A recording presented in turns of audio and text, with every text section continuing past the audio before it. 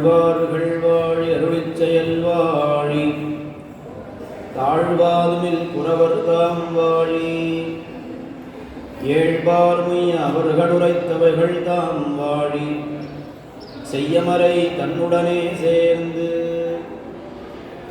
இந்துணைப்பது மத்தலர் மகள் தனக்கு மின்மன் நற்புவி தனக்கிறைவன் தந்துணையாயல் பாவன பின்ன தனக்கிரை மத்தையோர்க்கெல்லாம் வந்துணை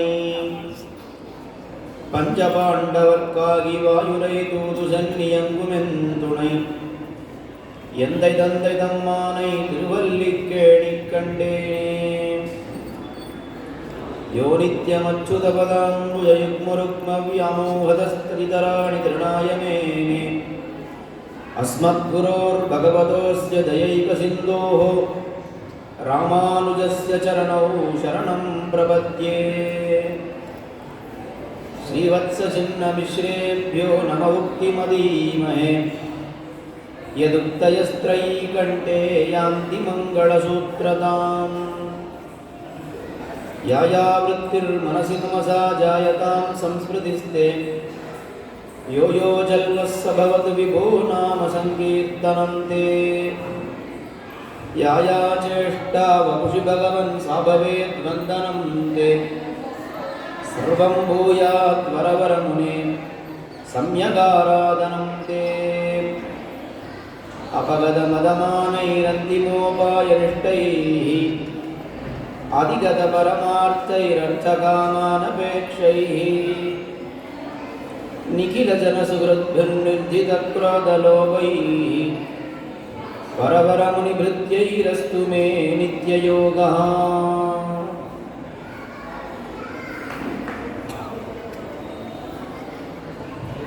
நம்முடைய ஸ்ரீ வைஷ்ணவ சம்பிரதாயத்திலே குரு பரம்பரை என்று இந்த ஆச்சாரியர்களுடைய ஒரு வரிசை கிரமத்திற்கு பெரிய ஏத்தம் அளித்திருக்கிறார்கள். நம்முடைய சம்பிரதாயத்திலே வேதாந்த கருத்துக்களை எல்லாம் எளிய தமிழிலே நமக்கு அருளி செய்தவர்கள் ஆழ்வார்கள்.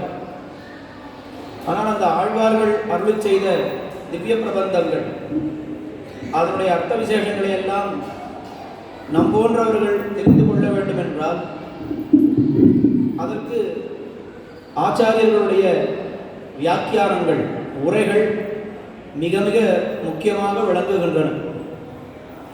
ஆச்சாரியர்களுடைய உரைகள் இல்லை என்னால் திவ்ய பிரபந்த பாசுரங்களிலே ஒரு பாசுரத்துக்கு கூட நம்மால் அர்த்தத்தை தெரிந்து கொள்ளவே முடியாது.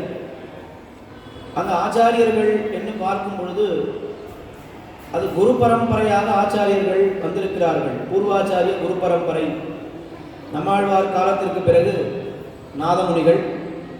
நாதமுனிகளுக்கு பிறகு உய்யக்கொண்டார், மணக்கால் நம்பி, ஆளவந்தார், பெரிய நம்பிகள், ராமானுஜர், எம்பெருமானார், அதற்கு மேலே எம்பார், பட்டர், நஞ்சியர், நம்பிள்ளை, வடக்கு திருவீதி பிள்ளை, பிண்டலோகாச்சாரியர், திருவாய்மொழி பிள்ளை, மணவாள மாமுனிகள்.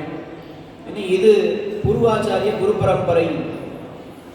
இந்த குரு பரம்பரையிலே மிக மிக முக்கியமான ஆச்சாரியர் யார் என்னால் எல்லோருக்கும் தெரியும், எம்பெருமானார் ஸ்ரீ ராமானுஜர். எதிராஜேன நிபத்த நாயக ஸ்ரீஹி என்று வேதாந்தாச்சாரியர் கொண்டாடுகிறார். குரு பரம்பரையை ஒரு ஹாரமாக வைத்து அந்த ஹாரத்திற்கு நாயகமாக எம்பெருமானார் விளங்குகிறார் என்று ரொம்ப அழகாக காட்டுகிறார் வேதாந்தாச்சாரியர். ரொம்ப அழகாக அந்த ஹாரத்தை அப்படியே பார்த்தோம்னா பெரிய பெருமாள், பெரிய பிராட்டியார், சேன முதலியார், நம்மாழ்வார், நாகமுனிகள், உய்யக்கொண்டார், மணக்கால் நம்பி, பெரிய நம்பி, இன்னும் இந்த பக்கம் இத்தனை ஆச்சாரியர்கள். நடுநாயகமாக எம்பெருமானார் ஸ்ரீ ராமானுஜர். எம்பெருமானாருக்கு பிற்பட்ட ஆச்சாரியர்கள் அவர்கள் எம்பார், பட்டர், நஞ்சியர், நம்பிள்ளை, வடக்கு திருவீதி பிள்ளை, பிண்டலோகாச்சாரியர், திருவாய்மொழி பிள்ளை, மணவாள மாமுனிகள். இன்னும் ஒரு ஹாரமாக இந்த குரு பரம்பரை ரொம்ப அழகாக காட்டியிருக்கிறார்கள். மணவாள மாமுனிகளுக்கு பிற்பாடு அது எங்கே போய் சேருகிறது என்னால் மறுபடியும் பெரிய பெருமாளத்திலே போய் சேருகிறது. ஏன்னா பெரிய பெருமாள் தானே மணவாள மாமுனிகளுக்கு சிஷ்யராக ஆனார். இப்போ அப்பேற்பட்ட அந்த குரு பரம்பரையிலே மிக மிக முக்கியமாக விளங்குபவர் எம்பெருமானார் ஸ்ரீ ராமானுஜர் இதிராஜேன நிபத்த நாயக ஸ்ரீஹி என்ன வேதாந்தாச்சாரியர் ரொம்ப அழகாக கொண்டாடுகிறது. இப்போ எல்லா பெருமைகளுமே நம்முடைய சம்பிரதாயத்தில் யாருக்கு சென்று சேருகிறது என்னால் எம்பெருமானாரிடத்திலே சென்று சேருகிறது. சாதாரணமாக ஒரு வசனம் ஒன்று சொல்லுவோம், வேதங்கள் எல்லாம் எம்பெருமானுடைய பெருமை, அதாவது பகவான் ஸ்ரீமன் நாராயணன் இருக்கான், அவனுடைய பெருமையை சொல்லுகிறேன் என்று புறப்பட்டன. அப்படி புறப்பட்ட வேதங்கள் ஐயோ எம்பெருமானுடைய பெருமையை என்னால் சொல்ல முடியலன்னு திரும்பி வந்து விட்டன. எதோ வாச்சோ நிவர்த்தந்தே இன்னும் வேதத்திலே இருக்கு. அப்போ வேதங்களால் எம்பெருமானுடைய பெருமையை சொல்ல முடியவில்லை, திரும்பி வந்து விட்டன. ஆனால் அந்த எம்பெருமானுடைய பெருமையெல்லாம் நன்னா சொன்னவா யாருன்னா ஆழ்வார்கள் எம்பெருமானுடைய பெருமையை நன்றாக தெரிவித்தார்கள் திவ்ய பிரபந்தங்கள்.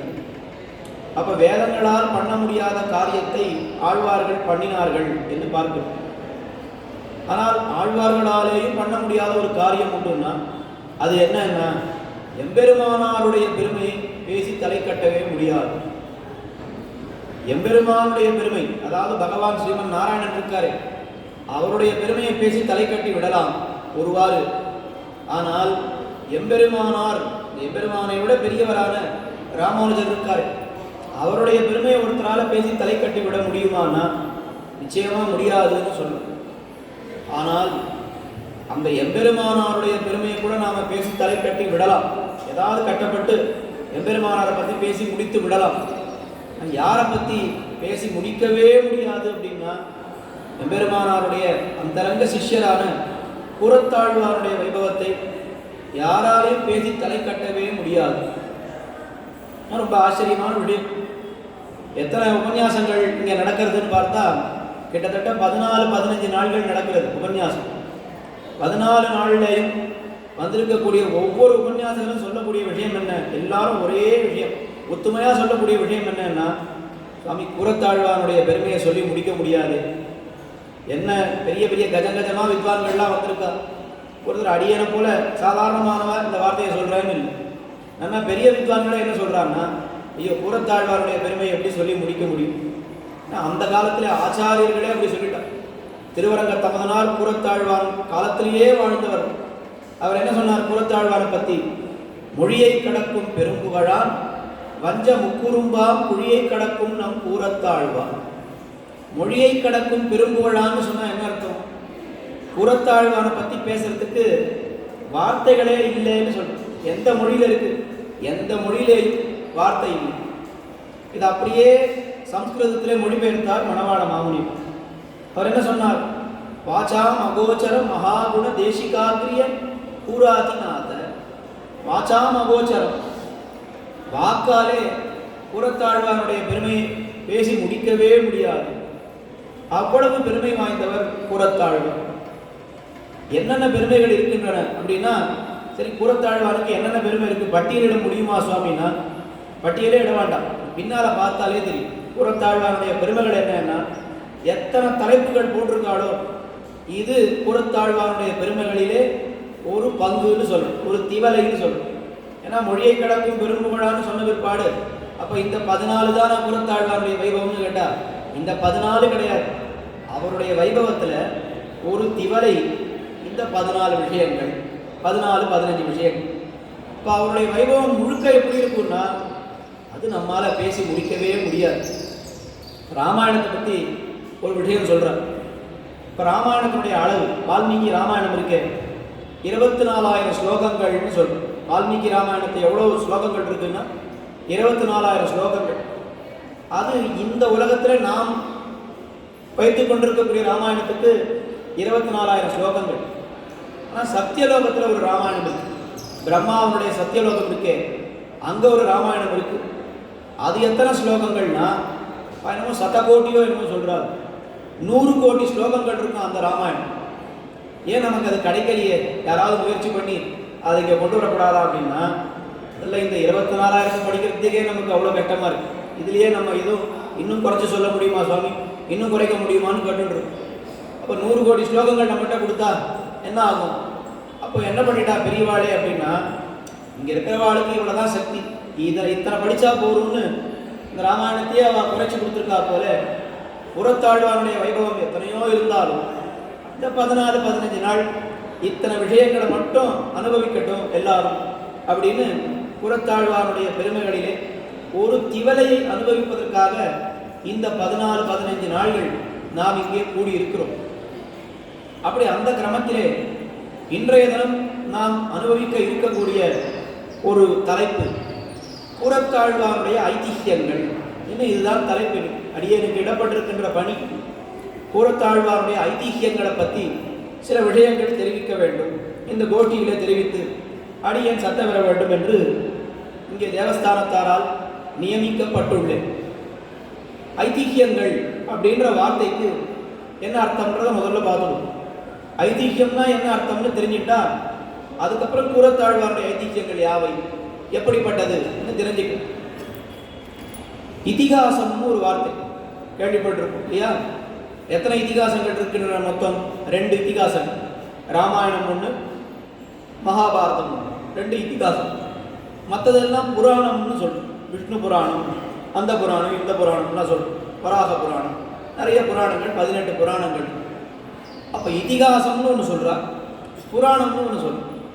இதிகாசம்னா என்ன அப்படின்னா அதது எப்படி நடந்ததோ நடந்தபடியே நடந்த அந்த சமயத்திலேயே எழுதி வைத்தது தான் இதிகாசம்னு பேர். இப்போ வால்மீகி ராமாயணம்னு எடுத்துட்டா அது எழுதினது யாரு? வால்மீகி எழுதியிருக்கார். வால்மீகி எழுதியிருக்காருன்னு சொன்னாலும் அந்த வால்மீகியே ராமாயணத்தில் பல முறை ஒரு கதாபாத்திரமாக வருகிறார். வால்மீகி ராமன் காட்டுக்கு போகும்பொழுது இந்த பிரயாக்ராஜ் இப்போ நடக்கிறதே கும்பமேளா, இந்த பிரயாக்ராஜில் தான் வால்மீகியுடைய அங்கே இருக்கார். அவரிடத்துல அவரை சேவிச்சுட்டு ராமர் போகிறார். இப்படியெல்லாம் நடக்கிறது. அதுக்கப்புறம் பின்னாலே சீதா பிராட்டியை கொண்டு விடும் பொழுதும் வால்மீகியுடைய ஆசிரமத்தில் கொண்டு போய் விடுகிறார். அப்போ அந்த காலத்திலேயே வாழ்ந்தவர் வால்மீகி.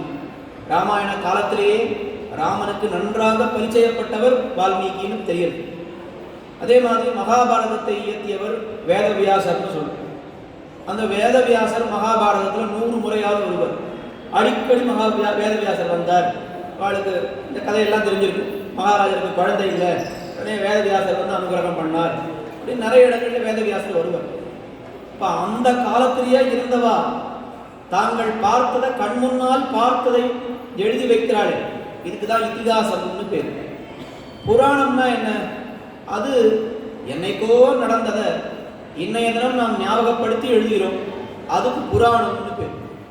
அப்போ இதிகாசம்னா அந்த காலத்தில் நடந்ததை அங்கே இருந்தவரே எழுதி வைக்கிறார், அதுக்கு தான் இதிகாசம்னு பேர். ரொம்ப பழைய கதையை யோசித்து சொல்கிறதுக்கு புராணம்னு பேர். இதுக்கு அதுக்கும் என்ன வித்தியாசம்னு பார்த்தோம். இதில் என்ன ஒரு சின்ன பிரச்சனை, புராணங்களில் என்ன பிரச்சனைன்னா, நாம் ஒரு விஷயத்தை பழைய விஷயத்தை யோசித்து எழுதும் பொழுது நம்மையும் அறியாமல் சில தவறுகள் நேர்ந்துவிடும். இப்போ இங்கே அடியன் உபன்யாசம் பண்ணுறேன்.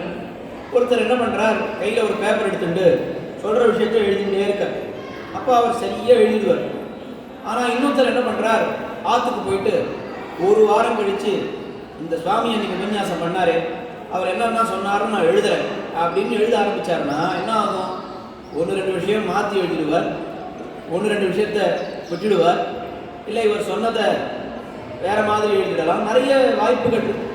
ஆனால் எதிரிலேயே உட்கார்ந்து எழுதும் பொழுது என்ன ஆகும்? சரியாக எழுதிட்டே வருவார். அப்போ இதிகாசம்னு சொன்னால் நடக்கிறது நடக்கும் பொழுதே எழுதினாரே, அதுக்கு இதிகாசம்னு பேர். புராணம்னா அன்னைக்கு என்ன நடந்ததுன்னு யோசித்து எழுதுறாரு, அதுக்கு புராணம்னு பேர். இந்த இதிகாசம்ன்ற வார்த்தைக்கு அர்த்தம் தெரிஞ்சுட்டோமா?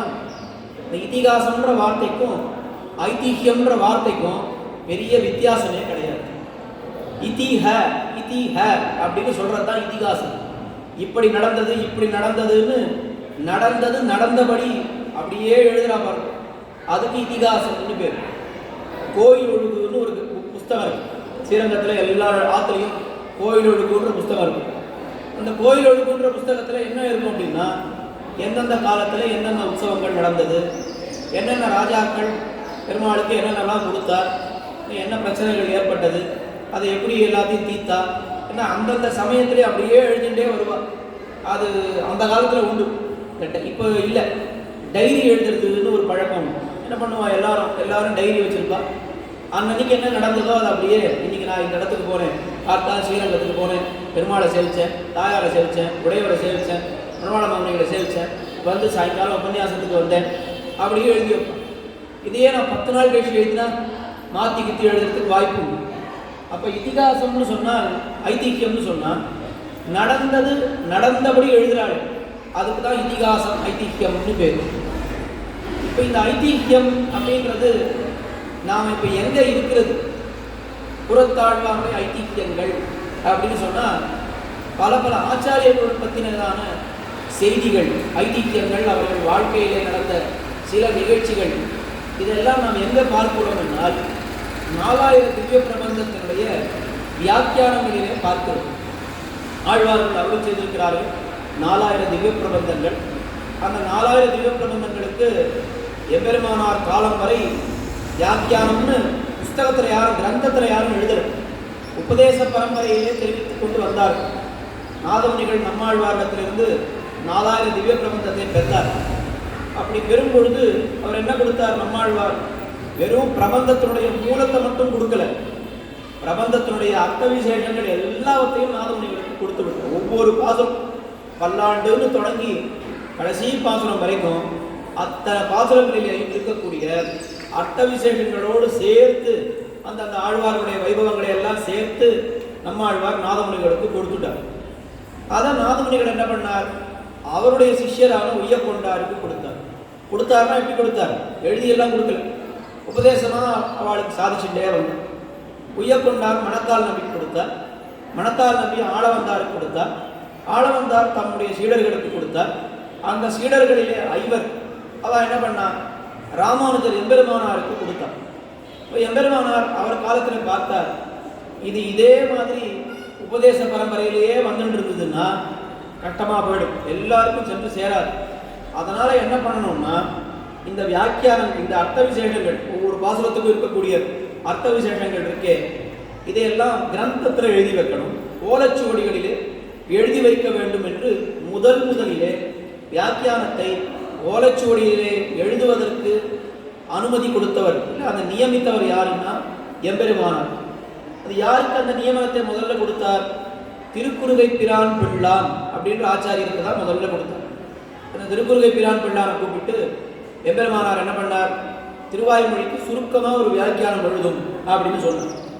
அதுக்கு மேலே பின்னால் வந்த ஆச்சாரியர்கள், இவர் தெள்ளாரும் ஞான திருக்குறுகை பிரான் பிள்ளான் எத்திராசர் பேரருளால் உள்ளாரும் அன்புடனே மாறன் மறைப்பொருளை அன்னுரைத்தது இன்பமிகு 6000. அப்போ பிள்ளான் எழுதின வியாக்கியானம் 6000 படின்னு பேர். அது எம்பெருமானாருடைய நியமனத்தினாலே வந்தது. அதுக்கப்புறம் 9000 படின்னு ஒரு வியாக்கியானம் வந்தது திருவாய்மொழி. அது யார் கொடுத்தார் அப்படின்னா நஞ்சியர்ன்றவர் அதை எழுதினார். பராசர பட்டருடைய நியமனம். நஞ்சியர் தான் பட்டர் நல்லருளால் எஞ்சாத ஆர்வமுடன் மாறன் மறைப்பொருளை ஆய்ந்துரைத்தது 9000 அவர் எழுதினார். அதுக்கு பிற்பாடு வந்த ஆச்சாரியரான நம்பிள்ளை லோகாச்சாரியர் அவர் என்ன பண்ணினார்? தன்னுடைய சிஷ்யரான பெரியவாச்சான் பிள்ளைக்கு 24000 படின்னு ஒரு வியாக்கியானம் எழுதும்படி அவர் நியமித்தார். நம்பிள்ளை தம்முடைய நல்லருளால் ஏவியிட பின் பெரியவாச்சான் பிள்ளை அதனால்.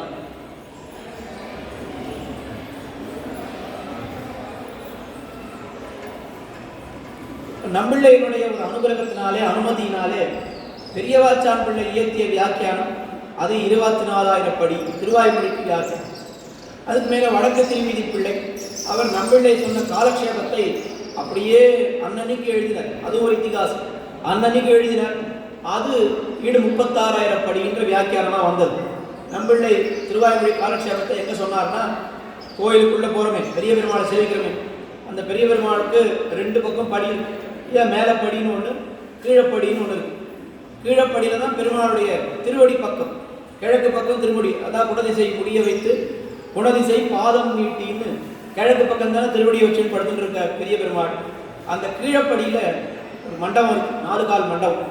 அந்த 4 கால் மண்டபத்தில் நம்பிள்ளை பெருமாளை பார்த்தா மாதிரி உட்கார்ந்துட்டு அங்கே தான் காலக்ஷேபம் சாதிப்பார்.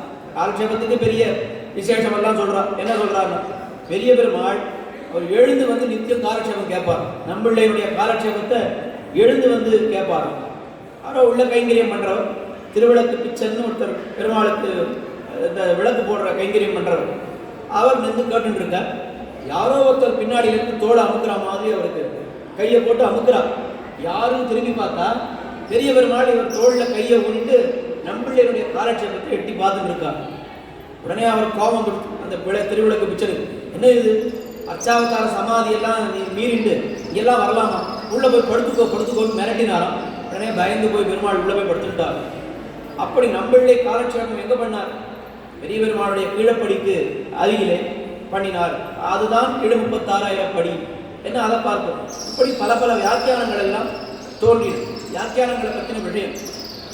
இந்த வியாக்கியானங்களிலே ஆச்சாரியர்கள் கையாளக்கூடிய பெரிய யுக்தி, அதுக்கு தான் ஐதிஹ்யம்னு பேர். இப்போ ஐதிஹ்யம்னா என்ன அப்படின்னா, ஒரு பாசுரத்தினுடைய அர்த்தத்தை நமக்கு விளக்கும் பொழுது சமீபத்திலே, அதாவது அந்த சமயத்திலே நடந்த ஒரு ஆச்சாரியருடைய வாழ்க்கையிலே நடந்த ஒரு சரித்திரத்தை எடுத்து சொல்லி இந்த பாசுரத்தினுடைய அர்த்தத்தை நமக்கு ஆச்சாரியர்கள் புரிய வைப்பார்கள். இதுக்கு தான் ஐதிஹ்யம்னு பேர். இப்போ உதாரணத்துக்கு சொல்லணும்னா, பலரடியார் முன்பருடைய பாம்பனையப்பன் அமர்ந்துரையும் அப்படின்னு நம்மாழ்வார் ஒரு பாசுரம் பாடியிருக்கார். அது திருவாரன்மலை விதேசத்தை பற்றி அவர் ஒரு பாசுரம், பலரடியார் முன்பருடைய பாம்பனையப்பன். நான் எங்கேயோ போயிட்டு இருந்தேன், எனக்கு எம்பெருமான் என்ன பண்ணினான் அப்படின்னா, எல்லா அடியவர்கள் முன்னால என்னை தேர்ந்தெடுத்தான்.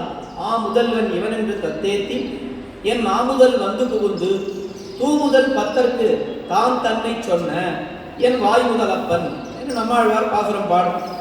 இப்போ அத்தனை பேர் இருக்கும் பொழுது ஒரு வியாசர் இருக்கார், வால்மீகி இருக்கார், முதலாழ்வார்லாம் இருக்கார். இத்தனை பேரை விட்டுட்டு என்னை கொண்டு திருவாய்மொழி பாடு வைத்தானே எம்பெருமான், பலரடியார் முன்பருடைய பாம்பனையப்பன் அப்படின்னு சொல்றார். இதுக்கு வியாக்கியானம் பண்ணும் பொழுது என்ன பண்ற ஆச்சாரியாள்லாம் கூரத்தாழ்வானுடைய வாழ்க்கையிலே நடந்த ஒரு சரித்திரத்தை அங்க மேற்கோளாக காட்டுறாங்க. இதுக்கு தான் ஐதிஹ்யம்னு பேர். இப்போ இந்த ஐதிஹ்யத்தினால என்ன நமக்கு கிடைக்கிறது அப்படின்னா, என்ன பாவத்தில் ஆழ்வார் இந்த வார்த்தையை சொல்லியிருப்பார் அப்படின்ற விஷயம் கூரத்தாழ்வான் வாழ்க்கையில் இப்படி நடந்தது அப்படின்னு நம்ம தெரிஞ்சோன்னு பார்த்தோம்னா, இதே மாதிரி ஒரு மனோபாவம் தான் அன்னைக்கு ஆழ்வாருக்கு இருந்தது. இல்லைன்னா ஆழ்வாருடைய மனோபாவத்தை நாம் எப்படி புரிஞ்சுக்கிறது? அப்போ இன்னைக்கு இருக்கிற ஒரு உதாரணத்தை சொல்லி அன்னைக்கு ஆழ்வாருடைய ஒரு மனோபாவத்தை நமக்கு புரிய வைக்கிறாள். இதுக்கு தான் ஐதிஹ்யம்னு பேர். நம்ம வீட்டில் நம்ம குழந்தைகளுக்கு இதெல்லாம் நிறைய பண்ணுறோம். ஏதாவது ஒரு பெரிய ஒரு விஷயத்தை சொல்லணும்னா நாம் என்ன பண்ணுறோம், நேத்தி உன்னுடைய பள்ளிக்கூடத்தில் இப்படி நடந்தது இந்த மாதிரி அதுன்னு சொல்கிறோம். பள்ளிக்கூடத்தில் நடந்த விஷயம் நேத்தி நடந்தது, அது அந்த குழந்தைக்கு நன்னா மனசில் பதிஞ்சிருக்கு, நன்னா தெரியும். இந்த மாதிரி தான் அந்த விஷயம் அப்படின்னு சொல்லிட்டாக்கா, அப்போ அந்த குழந்தைக்கு என்ன ஆகுது, இந்த விஷயத்தை கொண்டு எந்த விஷயத்தை புரிய வைக்கணுமோ அதை புரிய வைக்கிறா, அந்த குழந்தைய நல்லா புரிஞ்சுக்கிறது இல்லையா? அது மாதிரி தான் ஆச்சாரியர்கள் என்ன பண்ணா, இந்த வியாக்கியானங்கள் மூலமாக இந்த வியாக்கியானங்களிலே இருக்கக்கூடிய அர்த்தங்கள், ஆழ்வார்களுடைய திவ்ய பிரபந்தங்களில் இருக்கக்கூடிய அர்த்தங்கள் நமக்கு புரிய வேண்டும் என்னால் அதற்கு அவர்களுடைய சம காலத்திலேயோ அல்லது கொஞ்சம் முன்னாள் காலத்திலேயோ வாழ்ந்த ஆச்சாரியர்கள் வாழ்க்கையில என்ன நடந்ததுன்னு சொல்லி நமக்கு புரிய வைக்கிறார்கள். ஆழ்வாருடைய மனோபாவம் எப்படி இருந்தது அப்படின்னு. அப்படி திவ்ய பிரபந்தங்கள்ல பார்க்கும் பொழுது எத்தனை ஐதிஹ்யங்கள் இருக்கு அப்படின்னா, கிட்டத்தட்ட 800 ஐதிஹ்யங்கள் இருக்கு. அடியனுடைய தகப்பனார் வைணவ ஆச்சாரியர்களின் வாழ்வும் வாக்கும் ஐதிஹ்யங்களை எல்லாம் தொகுத்து ஒரு இத்தனை பெரிய புத்தகம் போட்டிருக்கார். 800 ஐதிஹ்யங்கள் புத்தகம். எங்கேயான ஒரு 1000 பக்கம் இருக்கும். அதை படித்து முடிக்கிறதுக்கு நமக்கு ஒரு ஆயுசு போறாது, அவ்வளோ பெரிய புத்தகம். அப்பேற்பட்ட வியாக்கியானங்களில் இருக்கக்கூடிய ஐதிஹ்யங்களை எல்லாம் தொகுத்து இருக்கக்கூடிய ஒரு புத்தகம். அப்படி 800 வியாக்கியானங்கள் 750 ஐதிஹ்யங்கள் வியாக்கியானங்களிலே இருக்கின்றன. அதில் கூரத்தாழ்வான பத்தின ஐதிஹ்யங்களே 50-60க்கு மேலே இருக்கு. கிட்டத்தட்ட 50லிருந்து 60 ஐதிஹ்யங்கள் கூரத்தாழ்வான பற்றி எடுத்த இடத்துல எல்லாம் தொட்ட இடத்துல எல்லாம் கூரத்தாழ்வான் எப்படி இருந்தார், கூரத்தாழ்வான் எப்படி இருந்தார். அது என்ன கூரத்தாழ்வானுக்கு மட்டும் அவ்வளவு பெருமை? ஏன் மற்ற ஆச்சாரியர்களை பற்றி எல்லாம் சொல்லக்கூடாதா? ஏன் கூரத்தாழ்வானை பற்றி அத்தனை ஐதிஹ்யங்கள் இருக்குன்னா, கூரத்தாழ்வானுடைய பெருமையை நாம் மறுபடியும் நினைத்து பார்க்க வேண்டும்.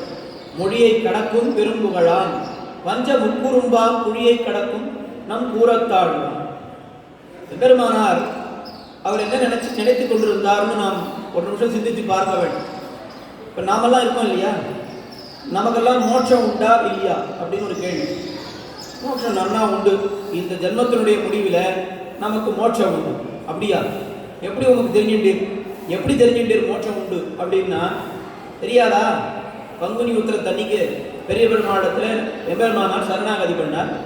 அப்போ சரணாகதி பண்ணும் பொழுது ரங்கநாதர் பெருமாளும் தாயாரும் சேர்ந்த சேர்த்தியில ரங்கநாதர் என்ன சொல்லிட்டார் எம்பெருமானார்கிட்ட?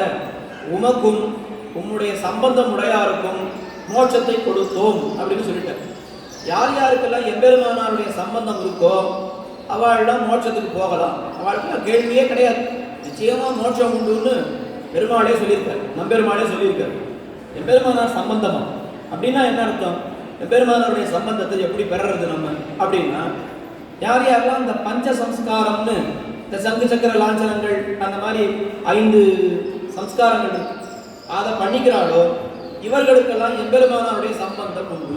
அது எப்படி உண்டுன்னா, நமக்கு ஒரு ஆச்சாரியர் பண்ணி வைக்கிறாரு இந்த பஞ்ச சம்ஸ்காரம். அவர் யாருன்னு கேட்டால் எம்பெருமானாரால் நியமிக்கப்பட்ட 74 சிம்மாசனாதிபதிகளுடைய வம்சத்திலே வரவர்கள் தான் இந்த ஆச்சாரியர்கள். அப்போ எம்பெருமானார் 74 பேர் நியமித்திருக்கார். அந்த 74 பேர்ல இப்போ ஒரு பராசர பட்டர்னு ஒரு சுவாமி இருக்கார், பெரிய நம்பின்னு ஒரு சுவாமி இருக்கார், மணவாள மாமுனிகள்னு ஒரு சுவாமி இருக்கார். அப்படின்னா இவள்லாம் யாருன்னு கேட்டால் அந்த எம்பெருமானாராலே நியமிக்கப்பட்ட 74 சிம்மாசனாதிபதிகள், அவளுடைய பரம்பரையிலே வந்தவர்கள். இப்போ இப்படி ஒரு சுவாமியிடத்திலே போய் நாம் அந்த பஞ்சசம்ஸ்காரத்தை பண்ணிட்டோம்னு சொன்னால் அப்போ என்ன ஆகுது? இவர்கள் மூலமாக நமக்கு அப்படியே எம்பெருமானாருடைய சம்பந்தம் கிடைக்கிறது, எம்பெருமானாருடைய திருவடி சம்பந்தம் நமக்கு கிடைக்கிறது. அப்போ எம்பெருமானாருடைய திருவடி சம்பந்தம் கிடைச்செடுத்துன்னு சொன்னால் பெருமாள் என்ன சொல்லியிருக்காரு? யார் யாருக்கெல்லாம் எம்பெருமானார் திருவடி சம்பந்தம் இருக்கோ எல்லாருக்கும் மோட்சம்னு சொல்லியிருக்காரு. இது உண்மைதானே, இதில் ஒன்றும் சந்தேகமே நமக்கு இல்லை. ஆனால் இப்போ சொல்ல போகிற விஷயம் ரொம்ப முக்கியமான விஷயம். அந்த எம்பெருமானார் என்ன நினைச்சிட்டு இருந்தார் மனசில்? ஒரு கேள்வி வரும் இல்லையோ, எங்களுக்கெல்லாம் எம்பெருமானாருடைய திருவடி சம்பந்தத்தினால மோட்சம். அப்போ எம்பெருமானாருக்கு எதனால மோட்சம்? கேள்வி வருமா இல்லையா? அவருக்கு என்ன, அவர் திருவடி சம்பந்தத்தினாலே மோட்சம் வந்ததா? அவர் என்ன நினைச்சிட்டு இருந்தார் அப்படின்னா, அந்த எம்பெருமானார் என்ன தெரியுமா நினைச்சிட்டு இருந்தார்? தனக்கு கூறத்தாழ்வானோடு இருக்கக்கூடிய சம்பந்தத்தினால தான் தனக்கு மோட்சம் நினைச்சிட்டு. இவ்வளோ அழகான விஷயம் பாருங்க.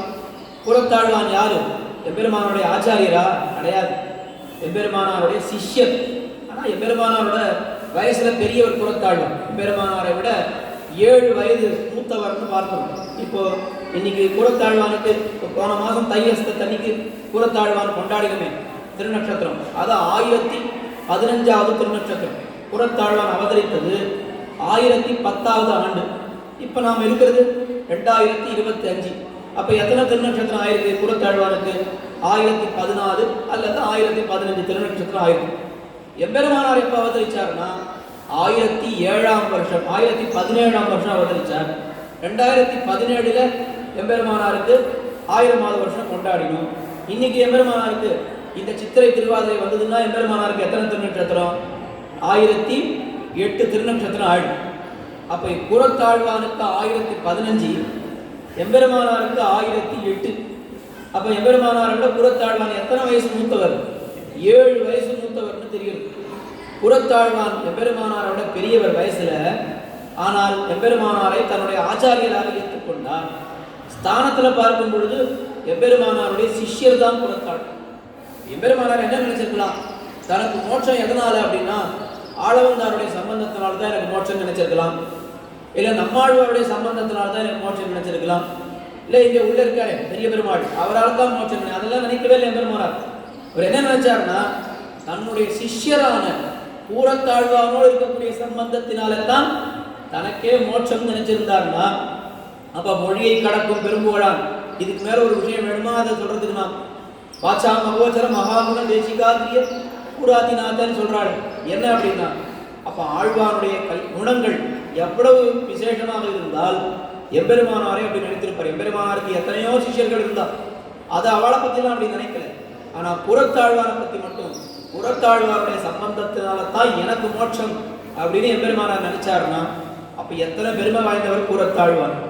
அப்ப அந்த புறத்தாழ்வாருடைய வாழ்க்கையிலே நடந்த சரித்திரங்களை எல்லாம் சொல்லி திவ்ய பிரபந்தம் வியாக்கியானங்கள்ல நமக்கு ஆழ்வாருடைய அந்த பாசுர அர்த்தங்களை எல்லாம் ஆச்சாரியர்கள் புரிய வைக்கிறார்கள் என்னால் அது எத்தனை பொருத்தமாக இருக்குது, எவ்வளோ பொருத்தமாக இருக்குது. இதை இவரை விட வேறொரு व्यक्ति பார்க்க வேண்டுமா? அப்படி எல்லாருக்கும் இந்த மொழியை கடக்கும் பெரும் புகழான் வஞ்ச முக்குறும்பாம் குழியை கடக்கும் நம் கூடத்தாழ்வான். இது நிறைய கேள்விப்பட்டிருக்கும். முக்குறும்புன்னு சொல்றோம். அந்த 3 குறும்பை அறுத்தவர் கூறத்தாழ்வான். அதாவது ஒரு மனிதன் இருந்தாலே அவனுக்கு அகங்காரம் வந்துடும். நான் யார் தெரியுமா, நான் எவ்வளோ படிச்சிருக்கேன் தெரியுமா, நான் எவ்வளோ பெரிய ஆள் தெரியுமான்னு அகங்காரம் தன்னிடையே வந்துடுறது. அப்படி அகங்காரங்களை 3ஆ பிரிக்கிறார். அது என்ன சொல்றாருன்னா, கல்வி செருக்கு, குலச்செருக்கு, தனச்செருக்கு. செருக்குன்னா தெரியும் இல்லையா, செருக்குன்னா திமிரு, அகங்காரம். அதுல 3 விதமான அகங்காரம் மனிதனுக்கு இருக்கிறதா. ஒன்று என்னன்னா தனச்செருக்கு. நான் எவ்வளோ பெரிய பணக்காரன் தெரியுமா, எத்தனை கார் இருக்கு என்கிட்ட, எத்தனை பங்களா இருக்கு, கூட்டா எத்தனை வேலைக்காரன், நான் கூட்டா சொடுக்கு போட்டா இத்தனை பேர் வந்து நிற்பா அப்படின்னு சொல்றானே, இதுக்கெல்லாம் தனச்செருக்குன்னு பேர். கல்வி செருக்குன்னா நான் எவ்வளோ படிச்சிருக்கேன் தெரியுமா, எத்தனை காலேஜில் போய் எத்தனை படிப்பெல்லாம் படிச்சிருக்கேன், என்ன மாதிரி படித்தவன் யாருன்னு சொல்கிறோம், இதுக்கு கல்வி செருக்குன்னு பேர். குலச்செருக்கு அப்படின்னா நான் எந்த குலத்தில் பிறந்திருக்கேன் தெரியுமா, எங்கள் அப்பா யார் தெரியுமா, எங்கள் தாத்தா யார் தெரியுமான்னு சொல்கிறாள், இதுக்கு குலச்செருக்குன்னு பேர். ஆனால் யோசிச்சு பாருங்க, ஏதாவது ஒரு இடத்துல நம்ம வாழ்க்கையில் இது 3த்துல ஏதாவது ஒன்று நம்ம காட்டியிருப்போம். கண்டிப்பாக யாருக்கிட்டையாவது காட்டியிருப்போம். ஒன்றும் இல்லை, எங்கேயாவது வாசலில் கோயிலுக்கு போகும்பொழுது காவல்காரன் உள்ளே விடலைன்னா அப்போ தெரியும் நம்மளுடைய செருக்கு என்ன. நான் யார் தெரியுமா, என்னையா நீ உள்ள விட மாட்டேன்ற, என்ன நீ உன்னை என்ன பண்ணுறேன் பாரு அப்படின்னு சொல்கிற மாதிரி இல்லையா. அப்போ இந்த மாதிரியான செருக்குகள், இந்த மாதிரியான அகங்காரங்கள்லாம் இல்லாதவர் கூறத்தாழ்வான் அப்படின்னு காட்டும். எப்படி இல்லை, ஒன்றொன்னா பார்ப்போம். அவருடைய வாழ்க்கையில் நடந்த சரித்திரங்களை கொண்டு, அந்த திவ்ய பிரபந்தங்கள்கிட்ட காட்டியிருக்கக்கூடிய ஐதிஹ்யங்களை கொண்டே நாம பார்த்துக்கணும். முதல்ல தனச்செருக்கு இல்லாதவர் கூறத்தாழ்வான். அவர் அவதரித்த திருத்தலம் பூரம்ன்ற திருத்தலம். பூரம் எங்க இருக்குது தெரியுமா, நமக்கு காஞ்சிபுரத்துக்கு பக்கத்தில் பூரமா நகர். அந்த காலத்தில் பெரிய நகரமாக இருந்தது, இப்போ ஒரு கிராமமாக இருக்கு. காஞ்சிபுரத்துக்கு மேற்கே திருப்புக்குழின்னு ஒரு திவ்ய தேசம். அந்த திருப்புக்குழிக்கு கொஞ்சம் பக்கத்தில் இருக்கக்கூடிய ஒரு ஸ்தலம் தான் பூரம்ன்ற ஸ்தலம். அந்த பூரமா நகருக்கு அதிபதி யாருன்னா கூறத்தாழ்வான் தான் அதிபதி. அந்த ஊருக்கே ஒரு பெரிய ஜமீன்தார் மாதிரி இருந்திருப்பாருன்னு வச்சுக்கோ. அந்த ஊருக்கே தலைவர், ரொம்ப பெரிய பணக்காரர். அவரை போல செல்வம் யாருக்குமே கிடையாது. அவர் என்ன பண்ணாருன்னா நித்திய அன்னதானம், நித்தியம் ததியாராதனை, சிவவைஷ்ணவா யார் வந்தாலும் ததியாராதனை பண்ணிகிட்டே இருப்பார். அப்படி எல்லாரும் வந்து சாப்பிட்டுட்டு அவருடைய வீட்டில் வந்து எல்லாரும் சாப்பிட்டுட்டு அவர் ஆத்து கதவை சாத்துறதுக்கு ராத்திரி 10 மணி 11 மணி ஆயிடும். ஒரு நாள் திருக்கச்சி நம்பிகள்னு ஒரு ஆச்சாரியர், அந்த ஆச்சாரியரை பார்க்க இவா 2 பேரும் பார்த்துட்டான். கூறத்தாழ்வானும் திருக்கச்சி நம்பிகளோட பார்த்துட்டான். அப்போ திருக்கச்சி நம்பிகளை பார்த்து கூறத்தாழ்வான் கேட்கிறார், என்ன சுவாமி, நீர் தான் பெருமாளோட நேரையே பேசுவார். திருக்கச்சி நம்பிகளுக்கு என்ன பெருமைன்னா, தேவ பெருமாள் இருக்காரு காஞ்சிபுரம் வரதராஜன், அந்த பெருமாளும் அவரும் நேராக பேசிப்பாடும். அவர் வந்து விசிறி கைங்கரியம் பண்ணிட்டு இருந்தார், திருவாலவட்ட கைங்கரியம். இந்த திருவாலவட்டை வீசிகிட்டே இருப்பார். வீசிகிட்டே என்ன பண்ணுவார்னா பெருமாள் இவர்கிட்ட பேசிகிட்டே இருப்பார். இவர் வீசுவார், அவர் பேசுவார். அப்படி ஒரு அந்யோன்யமான ஒரு நட்புன்னே சொல்லணும் தேவ பெருமாளுக்கும் திருக்கச்சி நம்பிக்கை. இந்த கூறத்தாழ்வார் என்ன பண்றார், இவருடைய இயற்பெயர் ஸ்ரீவத்சாங்கர், ஸ்ரீவத்ச சின்ன மிஸ்ரர் அப்படின்றது அவருடைய இயற்பெயர். கூறத்தாழ்வான் அப்படின்னு எம்பெருமானார் பின்னால தான் பேர் வச்சார். இந்த ஸ்ரீவத்சாங்கர் என்ன பண்றார், திருக்கச்சி நம்பியை பார்த்து பெருமாளோட பேசலையே, என்ன விசேஷம், பெருமாள் என்ன விஷயம் சொன்னார் அப்படின்னு சொன்னார். அப்படியா, நேற்று ஒரு விஷயம் கேள்விப்பட்டேன், பெருமாள் ஒரு விஷயம் சொன்னார். என்ன விஷயம் சொன்னார், இல்லை பெருமாளும் தாயாரும் ராத்திரி பேசிட்டு இருந்தா, ஏகாந்தமாக பேசிட்டு இருந்தா. அந்த சமயத்தில் ஏதோ ஒரு பெரிய கதவு சாத்துற மாதிரி சத்தம் கேட்டது. உடனே பெருந்தேவி தாயார் தேவ பெருமாளை பார்த்து கேட்டார், இத்தனை நாள் ஆயிடுத்து, யார் வீட்டு கதவு இப்படி சாத்துறா, பெரிய சத்தம் கேட்கறது அப்படின்னு பெருமாளை பார்த்து தாயார் கேட்டார். அதுக்கு பெருமாள் பதில் சொன்னார், தெரியாதா, நம்ம காஞ்சிபுரத்துக்கு பக்கத்தில் கூரம்னு ஒரு ஊர் இருக்கு, அங்கே ஸ்ரீவத்சாங்கர்னு ஒருத்தர் இருக்கார், அவாத்து கதவு தான் சாத்துற ஓசை. இது காரியங்கள்லாம் முடிச்சு, சதியாராதனை எல்லாம் முடிச்சு வீட்டு கதவை சாத்துற அந்த சத்தம் தான் இவ்வளோ தூரம் கேட்கறதுன்னு சொன்னார். இந்த விஷயத்தை திருக்கச்சி நம்பிகள் கூறத்தாழ்வானுக்கு சொன்னார். நாம தான் என்ன பண்ணுவோம், பரவாயில்லையே, என்னுடைய பெருமையை பெருமாளே பேசிட்டாரா, தாயாரே பேசிட்டாரா என்னுடைய பெருமையை, இருக்கட்டும் இருக்கட்டும், நாளையிலேருந்து கதவை இன்னும் பலமாக சாத்துறேன், இன்னும் நன்னா கேட்கணும். இப்போ காஞ்சிபுரம் வரைக்கும் தான் கேட்டிருக்கு, இன்னும் 4-5 ஊருக்கு தள்ளி கேட்கணும், அப்படி நான் சாத்துறேன்னு சொல்லுவேன். ஆனால் கூடத்தாழ்வான் ஓன்னு அழுது அப்படியே வெக்கப்பட்டு போயிட்டார். ஐயோ, இந்த உலகத்தில் செல்வம்னு இருந்தால் அந்த செல்வத்துக்கெல்லாம் அதிபதியே பெரிய பிராட்டி தான், ஸ்ரீ மகாலட்சுமி தானே செல்வத்துக்கெல்லாம் அதிபதி. அவ என்னமோ இது யார் வீட்டு கதவுன்னு கேட்கறதும், பெருமாள் இது புறத்தாழ்வானுடைய வீட்டு கதவுன்னு சொல்றதும் என்ன அநியாயமா இருக்கு. இனிமேலுக்கு இந்த செல்வமே எனக்கு வேண்டாம்னு மொத்த செல்வத்தையும் அப்படியே விட்டுட்டார். தன்னுடைய சொத்துக்களை எல்லாம் அப்படியே அதை இதுக்கு தர்ம காரியங்களுக்கு கொடுத்துட்டு அவர் என்ன பண்ணிட்டார், நம்ம எம்பெருமானாருடைய திருவடிக்கு இடத்துல போய் சேர்ந்துடலாம் அப்படின்னு எல்லாத்தையும் விட்டுட்டு அவர் என்ன பண்ணிவிட்டார், புறப்பட்டு எம்பெருமானாரை ஸ்ரீரங்கத்துக்கு எம்பெருமானார் இடத்துல அடைந்து விடலாம் அப்படின்னு மொத்த செல்வத்தையும் விட்டுட்டார். யாராவது செல்வம் இருக்கிறவன், நிறைய பணம் இருக்கிறவன் என்ன நினைப்போம், நாம அடுத்த வருஷத்துக்குள்ள இதை எப்படியாவது ரெட்டிப்பாக்கணும், இது இப்போ இருக்கிறது போராது, இதை 2 ஆக்கணும், 4 ஆக்கணும், 10 ஆக்கணும் தான் நம்ம நினைப்போம். ஆனால் புறத்தாழ்வார் என்ன பண்ணார், ஐயோ பெருமாள் போய் இப்படி பேசிட்டாரு நம்மளை பற்றி, இந்த செல்வத்து புறத்தாழ்வானுக்கு பெரிய பக்தி இருக்கு, ஞானம் இருக்குன்னு பெருமையாக பேசிட்டு இருந்தா அது வேற விஷயம். ரொம்ப பணக்காரர், வேலையெல்லாம் முடிச்சு இப்போதான் கதவை சாத்துறாருன்னு பெருமாள் பேசும்படி நாங்கள் வச்சுட்டோமேன்னு சொல்லி அன்னைக்கே மொத்த சொத்தையும் விட்டுட்டு அவர் என்ன பண்ணிட்டார், நேர திருவரங்கத்துக்கு வந்துட்டார் எம்பெருமானாருடைய திருவடிகளை ஆசிரியப்பதற்காக. அப்படி ஒருத்தனுக்கு இந்த தனச்செருக்குன்றது இருந்தா இந்த மாதிரி பண்ணுவானா, பண்ணவே மாட்டான்.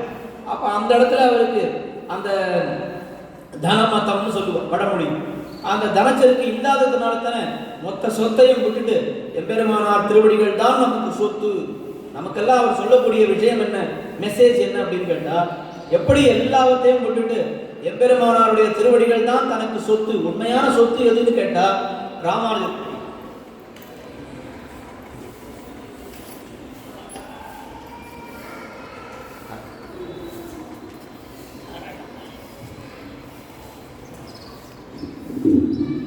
நமக்கு உண்மையான சொத்து எது அப்படின்னா எம்பெருமானாருடைய திருவடிகள் தானே. அதை யார் காட்டி கொடுத்தாருன்னா கூடத்தாழ்வான் தான் அதை காட்டி கொடுத்தார். அப்போ தனமதம், பணச்செருக்கு செல்வச்செருக்கு இல்லாதவர் கூடத்தாழ்வார்னு தெரிஞ்சு போச்சு. அடுத்தது வித்யாமதம், அதாவது நிறைய படிச்சிருக்கோன்ற திமிர். அந்த நிறைய படித்திருக்கோன்ற திமிர் கூடத்தாழ்வானுக்கு இல்லைன்ற ஒரு பாசுரத்தினுடைய ஐதிஹ்யத்தில் பார்க்கிறோம். பாரித்தெழுந்த படமன்னர் தம்மை மாட பாரதத்து தேரில் பாகனாய் ஊர்ந்த தேவதேவன் அப்படின்னு ஒரு பெரிய திருமொழி பாசுரம். இந்த பாசுரத்தில் என்ன விஷயம்னா, கண்ணபிரான் இருக்கானே அவன் அர்ஜுனனுக்கு தேரோட்டியாக சாரதியாக இருந்தான். ஆனால் சாரதி அப்படின்னு சொன்னால் ரொம்ப சாதாரணமான இல்லை, அவன் யாரு, தேவதேவன், எல்லா தேவர்களுக்கும் தேவனாய் விளங்கக்கூடிய எம்பெருமான் பாரத யுத்தத்திலே தன்னை தாழ்த்தி கொண்டு ஒரு சாரதியாக தேர் பாகனாய் நின்றான் அப்படின்னு சொல்றான். எத்தனை இடத்துல நம்ம அதிக வருஷத்துல போனா அரையர்கள் இதுதான் ரொம்ப விசேஷமா சொல்லும். எப்போ அந்த கொண்டாட்டம்னு வந்தா பார்த்தனி தேரிலோர் பாகனாய் நின்ன பெருமாள். அவனுடைய பெருமையெல்லாம் சொல்லவே மாட்டோம், பெருமையெல்லாம் நிறைய இருக்கு. ஆனா சௌலபியத்தை சொல்லித்தான் இங்க கொண்டாட்டம். பார்த்தனி தேரிலோர் பாகனாய் நின்ன பெருமாள், பார்த்த சகாய பெருமாள், நிறைய கொண்டாட்டங்கள்லாம் இங்க சேவிக்கும். அப்படி தன்னுடைய பெருமைகளை எல்லாம் விட்டுட்டு ஒரு அர்ஜுனனுக்கு தேரோட்டியாக பெருமாள் இருந்தார். எத்தனை தடவை இதை சொன்னாலும் நமக்கு புரியவே புரியாது. ஆச்சாரியால் என்ன பண்ணா, பெரியவாச்சான் பிள்ளை அங்கே கூடத்தாழ்வாருடைய வாழ்க்கையிலே நடந்த ஒரு ஐதிஹ்யம் அதை சொல்லி நமக்கு சட்டுன்னு புரிய வச்சுட்டார். கூடத்தாழ்வான் என்ன பண்ணார், ரொம்ப பெரிய பண்டிதர், அவரை போல ஞானம் யாருக்குமே கிடையாது. எம்பெருமானாரே ஸ்ரீபாஷ்யம் எழுதணும்னு நினைச்ச பொழுது ஆளவந்தார் என்ன நினைச்சார், பிரம்மசூத்திரத்துக்கு பாஷ்யம் எழுதணும்னு நினைச்சார். ஆளவந்தாரே எழுதியிருக்கலாமே, ஏன் அவரால் எழுத முடியல? அவருக்கு தெரியாததானா, காஷ்மீர தேசம் இருக்கே, அந்த காஷ்மீர தேசத்தில் விருத்தி கிரந்தம்னு ஒரு கிரந்தம் இருக்கு, போதாயனர் பண்ணியிருக்கார் விருத்தி கிரந்தம்னு. அந்த விருத்தி கிரந்தத்தை சேவிச்சுட்டு அதை படிச்சுட்டு தான் ஸ்ரீபாஷ்யம் எழுதணும்னு ஆளவந்தாருக்கு திருவுள்ளம். ஆளவந்தாரால என்னமோ காரணம், ஆளவந்தார் இருந்தது ஸ்ரீரங்கத்தில், காஷ்மீரம்னா எங்கே இப்போ எப்படி போகிறது, நடந்து தான் போகணும் அந்த காலத்தில். ஆளவந்தாரால போக முடியல. அதனால் அந்த விருத்தி கிரந்தத்தை சேவிக்காமல் அதை படிக்காமல் ஸ்ரீபாஷ்யம் எழுதக்கூடாதுன்றதுனால ஆளவந்தார் எழுதாமே விட்டுட்டார். அவருக்கு இது குறையாவே போயிடுச்சு. சரி, யாராவது எழுதணும் பொழுது எம்பெருமானார் நான் எழுதுகிறேன்னு எழுதினார். அப்போ எம்பெருமானார் என்ன பண்ணார்? எம்பெருமானார் கூறத்தாழ்வானும் புறப்பட்டு இங்கிருந்து காஷ்மீரத்துக்கு போகிறான். காஷ்மீரத்துக்கு போய் அந்த விருத்தி கிரந்தத்தை அவகிட்ட வாங்கினான். வாங்கின உடனே கொஞ்சம் எம்பெருமானார் கொஞ்சம் வாசித்தேன். அடுத்த நாள் காலத்தால் என்ன ஆகிடுறது, யார் கொடுத்தாலும் அந்த ஊர் ராஜாவோ அந்த ஊர் மன்னரோ யாரோ ஒருத்தர் இவா இதெல்லாம் நல்லா படிச்சுட்டு எழுதிட்டான்னா மற்ற மதங்களை எல்லாம் வாழவே விடமாட்டார், விசிஷ்டாத்வைத மதத்தை நன்னாவா நிலைநாட்டிடுவா அப்படின்னு சொல்லிட்டு அந்த விருத்தி கிரந்தத்தை திரும்பி வாங்கிட்டார். இப்போ எம்பெருமானார் ஒரு பெரிய சத்தியம் பண்ணியிருக்கார். ஆள வந்தாருக்கு என்ன சொல்லியிருக்கார்? நான் எழுதுகிற ஸ்ரீபாஷ்யம் விருத்தி கிரந்தத்தை சேவிச்சுட்டு நான் எழுதுறேன்னு சொல்லியிருக்கார். ஆனால் அதை பிடிங்கிட்டு போயிட்டார். இப்போ விருத்தி கிரந்தம் சேவிக்கவே இல்லை. அப்போ ஆள வந்தாருக்கு கொடுத்த பிரதிஜை சத்தியம் என்ன ஆகுது? ரொம்ப கஷ்டப்பட்டார் எம்பெருமானார். கூறத்தாழ்வான்ட்ட சொல்லி எழுதார், ஐயோ விருத்தி கிரந்தத்தை பாதியிலே பிடிங்கிட்டு போயிட்டாளே, இப்போ நான் எப்படி எழுதுறது, பிரம்மசூத்திரத்துக்கு பாஷ்யம் எழுதுறது அப்படின்னு ஒவ்வொன்று எழுதார் எம்பெருமானார். இப்போ கூறத்தாழ்வான் சொன்னார், ராத்திரி நீர் சயனிச்சுட்டு இருக்கிற சமயத்தில் மொத்த கிரந்தத்தையும் நான் வாசித்து முடிச்சுட்டேன். இப்போ விண்ணப்பிக்க சொன்னால் இங்கேயே விண்ணப்பிக்கிறேன், இல்லை ஸ்ரீரங்கத்தில் வந்து விண்ணப்பிக்க சொன்னால் அங்கே வந்து விண்ணப்பிக்கிறேன். அங்கே என்ன சொன்னார் கூறத்தாழ்வான்? இங்கே விண்ணப்பிக்கவோ இரண்டாத்தின் கரையிலே விண்ணப்பிக்கவோன்னு கேட்டுட்டேன். காஷ்மீரத்தில் நடக்கிறது விஷயம் இப்போ சொல்ல சொன்னால் இங்கேயே சொல்கிறேன். ஒரு தடவை தான் படிச்சிருக்கார் எம்பெருமானாரே, கால்பாகம் தான் படிச்சிருக்கார். ஆனால் கூறத்தாழ்வான் முழுக்க படிச்சுட்டார் ராத்திரியே. இங்கே விண்ணப்பிக்கவோ இரண்டாத்தின் கரையிலே விண்ணப்பிக்கவோ அப்படின்னு கேட்டு சரி ஸ்ரீரங்கத்துக்கு வந்து சொல்லுன்னு சொல்லி அந்த கூறத்தாழ்வானுடைய துணையை கொண்டுதான் ஸ்ரீபாஷ்யமே எழுதினார் எம்பெருமானார். அப்போ நம்முடைய சம்பிரதாயம் விசிஷ்டாத்வைத சித்தாந்தத்தினுடைய அடிப்படை கொள்கைகள்லாம் எதில் இருக்குன்னா ஸ்ரீபாஷ்யத்தில் தான் இருக்கு. அந்த ஸ்ரீபாஷ்யத்தை எழுதுவதற்கு யார் எம்பெருமானாருக்கு துணையாக நின்றார் அப்படின்னா கூறத்தாழ்வான் தான் துணையாக நின்றார். அப்போ அந்த அளவுக்கு மேதாவிலாசம் ஞானம் உள்ள கூறத்தாழ்வான். இது அதுக்காகத்தான் நான் சொன்னேன். அந்த கூறத்தாழ்வான் கிட்ட யாரோ ஒருத்தர், சாதாரணமான ஒருத்தர் ஒரு கிரந்தத்தை படிக்கணும்னு வரார். ஆனால் ஒரே ஒரு நிபந்தனை, சுவாமி எனக்கு ஒரு கிரந்தத்தை சொல்லிக் கொடுக்கணும், ஏதோ ஒரு புஸ்தகம் எனக்கு சொல்லிக் கொடுக்கணும். ஆனால் ஒரே ஒரு கண்டிஷன். என்ன கண்டிஷன்னா, நான் ரொம்ப படித்தவன்னு ஊர்லெல்லாம் பரவி போச்சு, இதுக்கப்புறம் வந்து நான் உங்ககிட்ட ஒரு கிரந்தம் படிக்கிறேன்னு சொன்னால் எனக்கு மரியாதை கெட்டு போயிடும், நான் யாரும் என்னை மதிக்க மாட்டான். அதனால் நான் உங்ககிட்ட படிக்கிறேன்றது யாருக்கும் தெரியக்கூடாது, அதை மட்டும் நீ கொஞ்சம் பார்த்துக்கணும்னு சொல்லுவேன். அதனால் என்ன, நான் யார்கிட்டையும் சொல்ல மாட்டேன்ப்பா, நீ யார்கிட்டையும் சொல்லலைன்னா சரி, நம்ம யாருக்கிட்டையும் சொல்லாமல் படிக்கலாம் அப்படின்னு அவள் என்ன பண்ணுவா? இங்கே ரங்கவிலாசத்தில் படிக்க முடியுமா? எல்லாரும் பார்த்துடுவோம். அப்போ ஏதாவது ஒரு மூலை முடுக்கில் தேடிட்டு போய் கோயிலில் ஏதோ ஒரு இடத்துல அவள் படிச்சுட்டு இருக்கோம், யாரும் வராத இடமா பார்த்து தேடி தேடி படிக்கிறார். அப்போ என்ன ஆகுது, அந்த காலத்தில் ஒரு புஸ்தகம் தான் இருக்கும். ஆச்சாரியர் புஸ்தகம் வச்சுக்க மாட்டார், சிஷ்யர் தான் புஸ்தகம் வச்சுப்பார். அப்போ சிஷ்யர் அதை வாசிச்சுட்டே வருவார். வாசிச்சுட்டே வரும்பொழுது ஆச்சாரியன் அதுக்கு அர்த்தத்தை சொல்லுவார். இப்படி தான் அந்த காலத்தில் நடக்கும். ஏன்னா எல்லாருக்கிட்டையும் புஸ்தகம்லாம் இருக்காது. ஒரு ஊருக்கு ஒரு புஸ்தகம், ஒரு ஓலைச்சுவடி இருந்தாலே பெருசு. அப்போ என்ன பண்ணிட்டு இருக்கார், அந்த சிஷ்யர் வரி வரியாக வாசிச்சுட்டு இருக்கார். கூறத்தாழ்வான் அதற்கு பதில் சொல்லிகிட்டே இருக்கார், அதை அர்த்தம் சொல்லிகிட்டே இருக்கார். திடீர்னு என்ன எடுத்து அந்த பக்கமாக யாரோ 4 பேர் வந்துட்டார். அப்போது கூறத்தாழ்வான் இங்கே உட்காந்துட்டு இருக்கார், அந்த சிஷ்யர் எதிரில் உட்காந்துட்டு இருக்கார், புஸ்தகம் வச்சுட்டு இருக்கார். எதிரில் யாரோ இந்த பக்கமாக வந்துட்டு இருக்கார். யாரோ வரான்றது ஆழ்வான் பார்த்துட்டார். ஆனால் அந்த படிக்கிறவர் அவர் பார்க்கல. ஏன்னா அவருக்கு முதுகில் தானே வந்துட்டு இருக்கா, முதுகு பக்கம் வந்துட்டு இருக்கா. இவர் வேற என்ன பண்ணிட்டார், நான் உங்ககிட்ட படிக்கிறேன்னு யாருக்கிட்டையும் தெரியக்கூடாதுன்னு சொல்லிட்டார். இப்போ வரவா பார்த்துட்டார், நான் இவர் கையில் இவர் வேணால் சொல்லாமல் இருந்துடணும். அந்த சமயத்தில் ஏதோ வேற ஏதோ பேசுகிற மாதிரி பேசலாம். ஆனால் அவர் கையில் புஸ்தகம் வச்சுட்டு இருக்காரு. இப்போ புஸ்தகம் வச்சுட்டு இருந்தால் வந்தவாளுக்கு என்ன தெரியும், இவர் படிக்கிறார், இவர் சொல்லிக் கொடுக்குறாருன்னு தெரிஞ்சு போயிடும். இவர் வேற பாவம் யாருக்கும் தெரியக்கூடாதுன்னு சொல்லியிருக்காரு அப்படின்னு சொல்ல என்ன பண்ணணும், என்ன பண்ணுறதுன்னு ஒரு நிமிஷம் யோசிச்சார் கூறத்தாழ்வான். சட்டுன்னு என்ன பண்ணிட்டார், அந்த புஸ்தகத்தை வாங்கி தான் வச்சுக்கிட்டார். இப்போ பார்க்குறவா என்ன நினச்சிப்பான்னா, இந்த யாரோ ஒருத்தர் இருக்கார் பண்டிதர், அவர் ஏதோ சொல்லிக் கொடுக்குறார், கூறத்தாழ்வான் அவர்கிட்ட படிச்சுட்டு இருக்காருன்னு நினச்சிப்பான். நாம தான் என்ன பண்ணுவோம், முதல்ல நாம் என்ன சொல்லியிருப்போம், ஓ என்கிட்ட படிக்கிறேன்னு உனக்கு வெளியே தெரியக்கூடாதா, வேற ஆளை பாருப்போ, நான்லாம் சொல்லித்தர மாட்டேன். அது என்ன, நீ என்கிட்ட வந்து படிப்பேன் ஆனால் வெளியில் தெரியக்கூடாது, நான் என்கிட்ட படிக்கிறேன்னு நீ எல்லாத்தையும் சொல்லிவிடுவா முதல்ல, அப்போ தான் நான் முதல் பாடமே ஆரம்பிப்பேன்னு நாம சொல்லுவோம். ஆனால் கூறத்தாழ்வான் முதல்ல அந்த நிபந்தனைக்கே ஒத்துக்கிட்டார். அதை தவிர தற்செயலாக யாரோ வரும் பொழுது அந்த சமயத்தில் இவர் பார்க்கும் பொழுது இவர் அவர்கிட்ட படிக்கக்கூடாதுன்னு படிக்கிறது தெரியக்கூடாதுன்னு வேண்டிட்டார். அவர் படிக்கக்கூடாதுன்னு, அவர் படிக்கிறது தானே தெரியக்கூடாது, நான் படிக்கிற மாதிரி தெரிஞ்சுட்டு போட்டோமேன்னு சொல்லி தன்னை அவருக்கு சிஷ்யராக பாவித்துக் கொண்டார், தன்னை அவருக்கு தாழ விட்டார். இது மாதிரி தான் பாரதத்து தேரில் பாகனாய் ஊர்ந்தான். இப்ப கண்ணன் எம்பெருமான் எல்லாரோட பெரியவன். அவன் என்ன பண்றான்? அர்ஜுனனுக்கு தன்னை ஒரு சாரதியாக தாழ விடுகிறான். ஆனா உண்மையா பார்த்தா பெருமை வாய்ந்தவன். அந்த மாதிரி புறத்தாழ்வான் அவ்வளவு பெருமை வாய்ந்தவர்.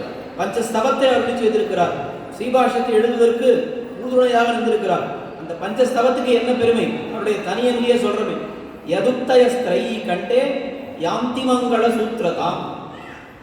வேதத்துக்கு, வேதம்ன்றது ஒரு பெண் வடிவா நினைச்சுக்கணும். இந்த வேதத்துக்கு என்ன ஒரு பெரிய பிரச்சனை இருந்ததுன்னா, அவாவா நான் கல்யாணம் பண்ணிக்கிறேன்னு எடுத்துட்டு போனான் வேதத்தை. ஒருத்தர் என்ன பண்றான், வேதம் அத்வைத்தம் தான் சொல்றது அப்படின்னு, எங்க மதம் தான் சொல்றதுன்னு ஒருத்தர் எழுக்கிறான். இன்னொருத்தர் என்ன சொல்றான், வேதம் துவைத்தம் தான் சொல்றதுன்னு அவன் எழுத்துட்டு போறான்.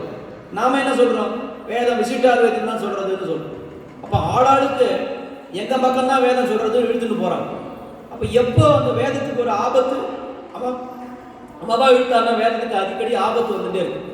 எப்போ அந்த ஆபத்து வேதத்துக்கு நீங்கிட்டுன்னா, என்னைக்கு ஆழ்வான் தன்னுடைய அந்த பஞ்சஸ்தவத்தை அருளி செய்தாரோ, 5 ஸ்தவங்கள் எல்லாம் கூட இங்கே இருக்க, சுந்தரபாவஸ்தவம், பரதராயஸ்தவம், வைகுண்டஸ்தவம், ஸ்ரீஸ்தவம், எல்லாம் அதிமானுஷஸ்தவம்னு 5 ஸ்தவங்கள் இருக்கு. அந்த 5 ஸ்தவத்தை ஆழ்வான் என்னைக்கு அருளி செய்தாரோ, அதுக்கப்புறம் வேதத்துக்கிட்ட யாருமே வரலையா. ஏன்னு கேட்டா, ஒரு பொண்ணுக்கு கல்யாணமே ஆகலைன்னா அப்ப என்ன பண்ணுவா, நான் கல்யாணம் பண்ணிக்கிறேன் எல்லாரும் வருவோம். ஆனா அந்த பொண்ணுக்கு தாலி ஏறிடுச்சுன்னு வச்சுக்கோங்க, அதுக்கப்புறம் ஒருத்தர் உருவாளா கிட்ட ஒருத்தரும் வரமாட்டான். அப்ப வேதத்துக்கு யார் தாலி கட்டினார்னா, புறத்தாழ்வான் தான் வேதத்துக்கு தாலி கட்டிட்டார். திருமாங்கல்ய தாரணம், திருமாங்கல்யத்தை வேதத்துக்கு புறத்தாழ்வான் கட்டிட்டார். எது அது வேதத்துக்கு என்ன தாலி? தாலின்றது எதுன்னு கேட்டா, அவருடைய அந்த பஞ்சஸ்தவங்கள் இருக்கு, இந்த 5 ஸ்தவங்கள், இதுதான் வேதத்துக்கு தாலியாக விளங்கியது. அப்படின்னா என்ன அர்த்தம்? வேதம் சொல்லுகின்ற அர்த்தம் முழுவதும் விசிஷ்டாத்வைத மதத்தை தான் வேதம் சொல்லுகிறது அப்படின்னு நன்றாக நிலைநாட்டினவர் யாருன்னா, அது கூறத்தாழ்வான். இப்படிப்பட்ட பெருமைகள் வாய்ந்த கூறத்தாழ்வான் அவர் என்ன பண்றார், சாதாரண ஒரு மனிதரிடத்திலே தான் ஏதோ புதுசா ஒரு பாடம், அவருக்கு தெரியாத பாடமா, அந்த பாடத்தை கத்துக்கிற மாதிரி அவர் பண்ணினார். அந்த சமயத்தில் நடித்து காட்டினார்னு சொன்னா, எந்த அளவுக்கு அந்த கல்வி செருக்கு இல்லாமல் இருந்தால் அது அப்படி பண்ணியிருப்பார் பார்த்து. அப்ப தனச்செருக்கு இல்லைன்றதை பார்க்கும், கல்வி செருக்கு இல்லைன்றத எதிர்பார்க்கும். அதுக்கு மேலே குலச்செருக்கு. குலச்செருக்குன்னா, நான் பெரிய குலத்திலே பிறந்திருக்கிறேன் அப்படின்னு அந்த ஒரு திமிரு இருக்கு. நான் எப்பேற்பட்ட, எங்க அப்பா யார் தெரியுமா, எங்க தாத்தா யார் தெரியுமான்னு கேட்கிறாங்க. அது இல்லாதவர் குலத்தாள். ஒரு சமயத்துல என்ன ஆயிடுத்து, திருவரங்கத்துக்கு ஒரு ஆபத்து வந்துடுது. அடிக்கடி ஆபத்து வந்துட்டே இருக்கும் திருவரங்கத்துக்கு. உள்ளேருந்து வெளியில இருந்து அப்பெல்லாம் வந்து இப்போ உள்ளேருந்தே வருது. என்ன, யாராவது படையெடுப்புன்னு வந்துடுது. அப்போ எம்பெருமானார் காலத்துல பெரிய நம்பிகள் இருந்த சுவாமியினுடைய மூல புருஷர் அவள் இருந்த காலத்துல என்ன பண்றதுன்னே தெரியல, பெரிய ஆபத்து வந்துடுது. அப்போ பெரிய நம்பிகள் என்ன சொன்னார், நான் வந்து பெருமாளுக்கு வந்து இந்த மாதிரி ஆபத்து வந்தா நாம போய் என்ன சண்டையா போட முடியும், கத்தி கபடா எடுத்து சண்டை போட முடியும். இந்த ஆபத்தை எப்படி போக்கிக் கொள்றதுன்னா, பெருமாளிடத்திலேயே பிரார்த்தித்து இந்த ஆபத்தை போக்கிக் கொள்ளலாமே தவிர பரவனோட போய் நான் சண்டையெல்லாம் போட முடியாது. ஆழ்வாரே என்ன சொல்லியிருக்கார், சுத்தி நாம் வலம் செய்ய நம் துயர் கெடும் கடிதே, நம்ம ஆழ்வார் சொல்லியிருக்கார். சரி, நான் என்ன பண்ண போறேன்னா, இந்த திருவரங்கத்தினுடைய எல்லைகளை ஒரு பிரதட்சணம் பண்ண போறேன். ஆனால் அந்த பிரதட்சணம் பண்றதுக்கு என்னோடு துணையாக ஒருத்தர் வர வேண்டும். யார்? பெரிய நம்பிகள் தம்முடைய சிஷ்யரான எம்பெருமானாரிடத்துல இந்த விஷயங்களை எல்லாம் சொல்றார். அவர் என்ன சொல்றார், இந்த திருவரங்கத்தினுடைய எல்லைக்கு நான் பிரதட்சணம் பண்ண போறேன், என்னோடு கூட என்னுடைய ஒருத்தர் வரணும். வரவரை எப்படி இருக்கணும்னு சொன்னா, என்னுடைய நிழல் போலே ஒருத்தர் வர வேண்டும். ஒருத்தர் பின்னால போறமேன்ற எண்ணம் இல்லாதவரா இருக்கணும். எல்லாருக்குமே என்ன ஆசைன்னா, எல்லாருக்கும் முன்னால போறதுக்கு ஆசை. ஒருத்தர் பின்னால போகலாம் அப்படின்னா, ஏன் சுவாமி நான் அவர் பின்னால போகணும், அவர் தான் என் பின்னாடி வரட்டுமே நம்ம கேட்போம். முன்னால போறதுக்கு வரணும்னா எல்லாரும் சித்தமா இருக்கும். ஆனா ஒருத்தர் பின்னாடி நிழல் மாதிரி போகணும்னு சொன்னா அதுக்கு யாருமே வரமாட்டோம். இப்போ பெரிய நம்பிகள் என்ன கேட்கிறாரு எம்பெருமானார் கிட்ட, என் பின்னாடி வரணும், நிழல் போல வரணும், அதிலே உம்முடைய சிஷ்யர்கள் யாராவது இருந்தால் நீர் அனுப்பி வையும் அப்படின்னு புறத்தாள், அதாவது எம்பெருமானாரை பார்த்து பெரிய நம்பிகள் கேட்கிறார். எம்பெருமானாருக்கு எத்தனை பேர் இருக்காங்க? 12,000 பேர் இருக்கா. இந்த இடத்துலயே வச்சுக்கோ, இங்கதான் நடந்ததுன்னு வச்சுக்கோ. இந்த இடத்துல 12,000 பேர் கூடியிருக்கா. ஒரு சிஷ்யரை அனுப்புன்னு கேட்கிறார். உடனே எம்பெருமானாருக்கு நன்னா தெரிஞ்சிடுது, பெரிய நம்பிகள் யாரை கேட்கிறார், புறத்தாழ்வானத்தான் கேட்கிறாருன்னு தெரிஞ்சு போச்சு.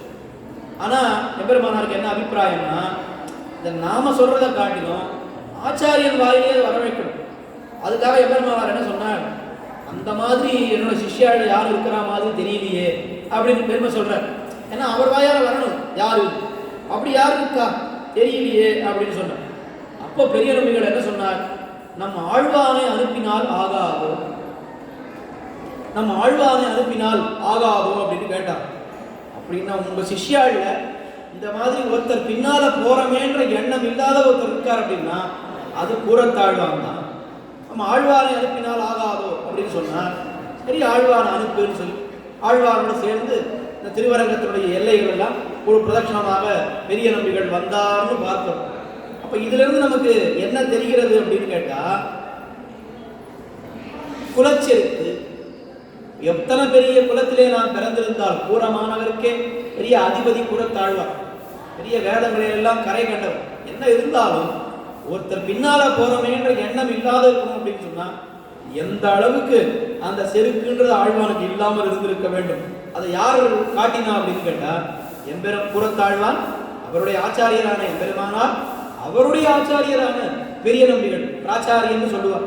ஆச்சாரியனுடைய ஆச்சாரியனுக்கு பிராச்சாரியன்னு பேர். இந்த பிராச்சாரியன் மூலமாகவே ஆழ்வானுடைய வைபவம் வெளியிடப்பட்டது அப்படின்னு சொன்னா அப்ப என்ன பெருமை ஆழ்வானுக்கு. இந்த ஐதிஹ்யம் எந்த பாத்திரத்திலே நமக்கு வெளியிடப்படுகிறது என்னால் கீழே பார்த்தோமே, பலரடியார் முன்பருடைய பாம்பனையப்பன் அமர்ந்துரையும். அங்க ஏன் சொல்லலைன்னா இங்க சொல்லணுன்றதுக்காகத்தான் அங்க சொல்லல. நம்மாழ்வாருக்கு என்ன சொன்னார், இத்தனை பேர் இருக்கும் பொழுது வால்மீகி இருக்கார், வேதவியாசர் இருக்கார், இன்னும் ஆழ்வார்கள் முதலாழ்வார்கள் எல்லாரும் இருக்கார். அப்படி இத்தனை பேர் இருக்கும் பொழுது இவாளை எல்லாம் விட்டுட்டு திருவாய்மொழியை பாடுவதற்கு என்ன எம்பெருமான் தேர்ந்தெடுத்தானே, என்ன பாக்கியம் என்ன பாக்கியம்னு ஆழ்வார் கேட்டார். இதை எப்படி நாம புரிஞ்சுக்கிறது? எத்தனை வியாக்கியானத்தில் இதை எழுதினாலும் நமக்கு புரியவே புரியாது. ஆனால் அப்படி இது நமக்கு புரிய வைக்கணும்னா இந்த பெரிய நம்பிகளும் புறத்தாழ்வானும் இப்படி நடந்தது அப்படின்னு சொல்லி புரிய வைத்து விட்டால் அப்ப என்ன ஆகும், ரொம்ப சுலபமா இந்த ஆழ்வானுடைய சரித்திரத்தை கொண்டு நாம் புரிந்து கொண்டோம். இப்ப இதனால தான் முக்குறும்பா குழியை கடக்கும் நம் கூறத்தாழ்வார்னு சொல்றோம். கல்வி செருக்கு, குலச்செருக்கு, தனச்செருக்கு மூன்றுமே இல்லாதவர். இப்போ ஒரு பெரிய கேள்வி வருது, எல்லாம் நம்ம நல்லா பேசிட்டோம் கூறத்தாழ்வானை பத்தி. கூறத்தாழ்வானுக்கு 3 செருக்கு இல்லைன்னு சொல்றீரு, அப்ப மற்றவாளுக்கெல்லாம் இருந்ததுன்னு அர்த்தமா? இந்த கேள்வி வருமா இல்லையா? இங்க இத்தனை பேர் இருக்கும் பொழுது ஒருத்தரை மட்டும் பார்த்து இவர் ரொம்ப நல்லவர், இவர் ரொம்ப படித்தவர், இவர் ரொம்ப நல்லவர் அப்படியே சொல்லிட்டே இருந்தா அப்போ உடனே நாம் என்ன கேள்வி கேட்போம், அவர் ஒருத்தர் தான் நல்லவரா, அப்போ என்னெல்லாம் என்ன சொல்றீங்க, நாங்கள்லாம் கெட்டவான்னு சொல்றீங்களா? உடனே இந்த கேள்வி கேட்போமா இல்லையா?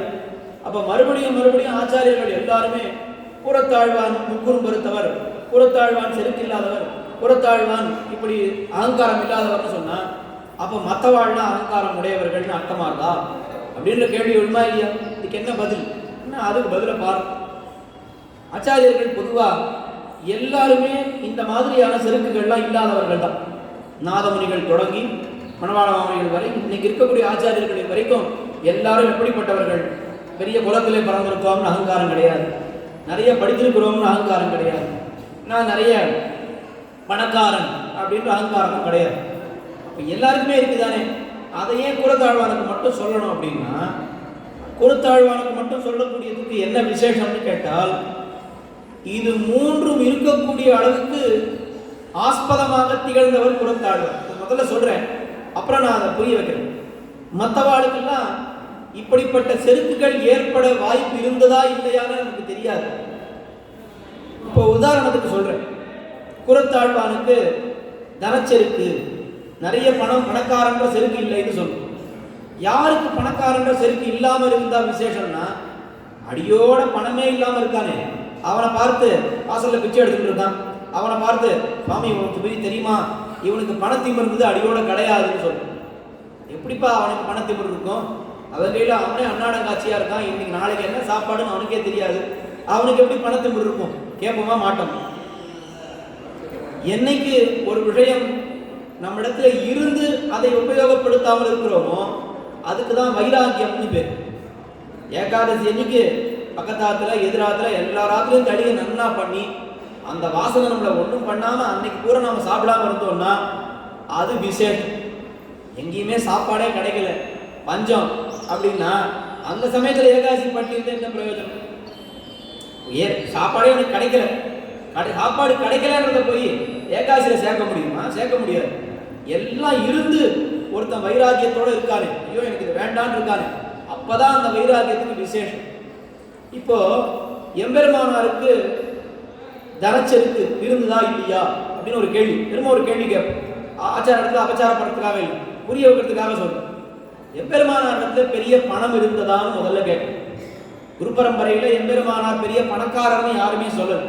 ஏதோ காஞ்சிபுரத்தில் இருந்தார், ஸ்ரீபெரும்புதூரில் பிறந்தார், காஞ்சிபுரத்தில் இருந்தார், சன்னியாசம் வாங்கிட்டார், ஸ்ரீரங்கத்துக்கு வந்துட்டார், இவ்வளவுதான் எம்பெருமானாரை பற்றி தெரியுமே தவிர ஒரு பெருமாள் தாயாரே வியக்கும்படி எம்பெருமானாருக்கு பணம் இருந்ததான்னு கேட்டா அந்த அளவுக்குலாம் பணக்காரர்னு எம்பெருமானாரோ இல்லை எவ்வாறோ யாரை பற்றியும் சொல்லவே இல்லை அந்த மாதிரி.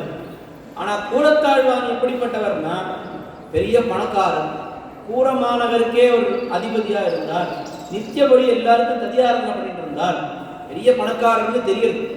அப்படிப்பட்ட பணக்காரருக்கு பணத்திமுறை இல்லைன்னு சொன்னா அதுதானே விசேஷம். பணமே இல்லாதவனுக்கு இவனுக்கு பணத்திமுறையே இல்லை அப்படின்னு சொன்னா அதுல ஒரு விசேஷமும் இல்லை. ஏகாதசி அன்னைக்கு எனக்கு சாப்பாடே கிடைக்கல சுவாமி, நான் ஏகாதசி அன்னைக்கு சாப்பாடே கிடைக்கல, எனக்கு சாப்பிடவே இல்லை சுவாமி, முழு பட்டி அப்படின்னு சொன்னா அதுல என்ன விசேஷம்? ஏன்னா உனக்கு தான் கிடைக்கவே இல்லையே சாப்பாடு. நிறைய சாப்பாடு கிடைச்சிது, ஆனா நான் சாப்பாடே தொடலை அப்படின்னா பரவாயில்லையே, இத்தனை சாப்பாடு இருந்து கூட நீ தொடாமல் இருந்திருக்கியே, இது உபவாசம் விசேஷம்னு சொல்லுவோமா இல்லையா? அந்த மாதிரி எம்பெருமானாருக்கு தனச்செருக்கு இருந்ததா இல்லையா அப்படின்னா அவர் பணக்காரர்னு எங்கேயுமே சொல்லலையே. பணக்காரராக இருந்தால் தானே அவருக்கு பணத்தின் இருக்கா இல்லையா நம்ம யோசிக்கணும். பணமே இல்லை. ஆனா கூடத்தாழ்வானுக்கு தான் இந்த செருக்குகள் எல்லாம் விளைவதற்கு ஆஸ்பதமாக பல விஷயங்கள் அவரிடத்திலே இருந்தன. பணத்துக்கு பணம், பெரிய பணக்காரர், ஞானத்துக்கு ஞானம், ஸ்ரீபாஷ்யமே எழுதுறதுக்கு உறுதுணையா இருந்தார், குலத்துக்கு குலம், பெரிய குலத்திலே பறந்திருக்கிறார். இது மூன்றும் இருந்து இந்த மூன்று செருக்குகளும் இல்லாமல் இருந்தால் அதுதான விசேஷம். இது மற்ற ஆச்சாரியர்களுக்கு இதெல்லாம் இல்லைன்னு சொன்னாலும் இந்த கொள்வதற்கான ஆஸ்பதமே அவர்களிடத்திலே இல்லைன்னு சொல்லணும். எல்லா ஆச்சாரியர்களுமே இந்த முக்குறும்பு அறுத்தவர்கள் தான். ஆனால் இதெல்லாம் கொள்வதற்கு ஆஸ்பதமாக அவர்களுக்கு இருந்ததான்னு கேட்டா அது இருந்ததா இல்லையான்னு தெரியாது. ஆனா கூடத்தாழ்வானுக்கு இதெல்லாம் விளைவதற்கு உண்டான அத்தனை இதுவும் இருந்தது. இன்னொரு சின்ன உதாரணம் சொல்றேன். ஒரு ஏழை வீட்டில் ஒரு பையன் இருக்கு. அவன் என்ன பண்றான், காத்தால பள்ளிக்கூடம் போறான், போயிட்டு வந்துடுறான், மறுபடியும் ஆற்றுக்கு வந்துடுறான், பள்ளிக்கூடம் போறான், வந்துடுறான், ஒரு கெட்ட பழக்கமும் கிடையாது. நான் பக்கம் ஒரு பணக்காரன் வீட்டில் நிறைய பணம், கார் இருக்கு, பங்களா இருக்கு, அது இருக்கு, இது இருக்கு.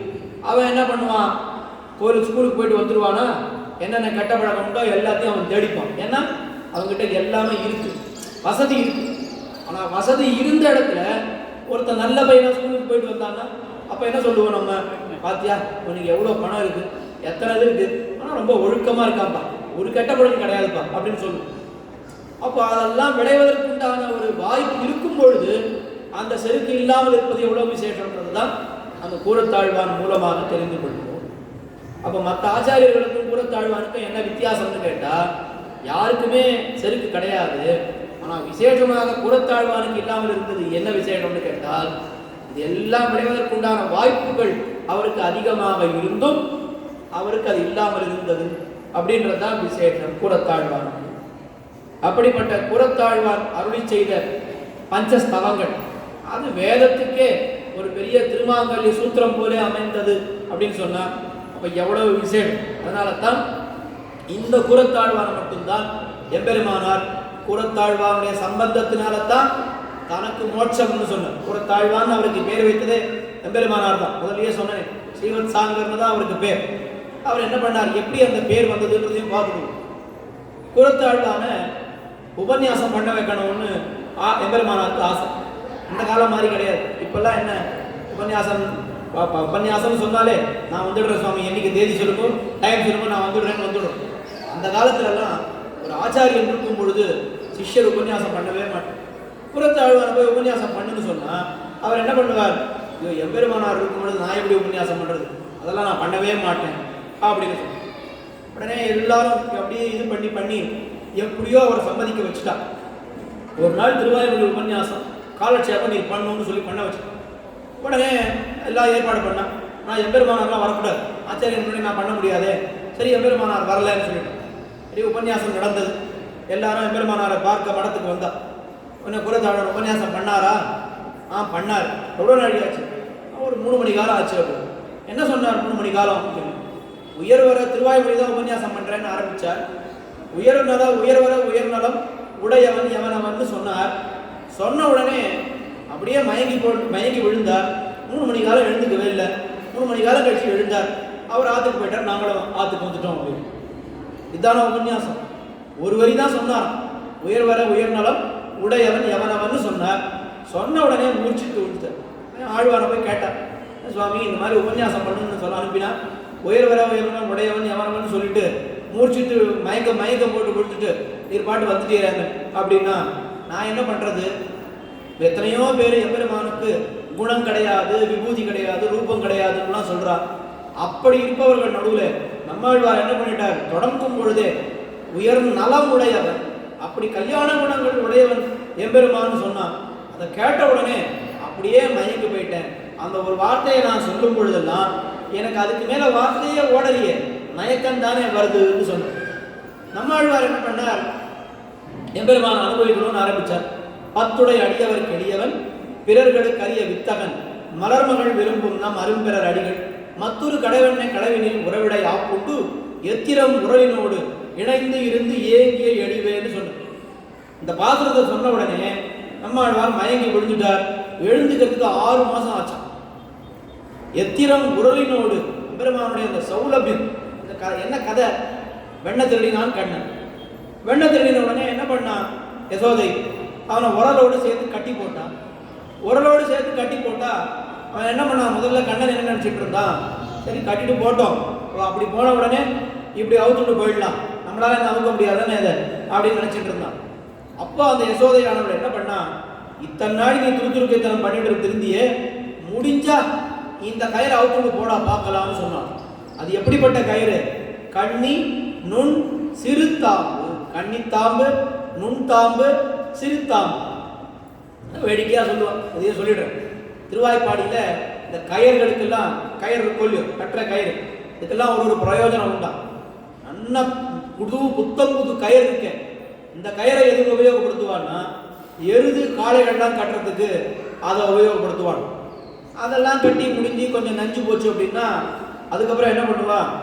அந்த கயிறை எருது காளைகள்லாம் புது கயிறை போட்டுட்டு அந்த பழைய கயிறு எடுத்து பசுமாடை கட்டுவாங்க.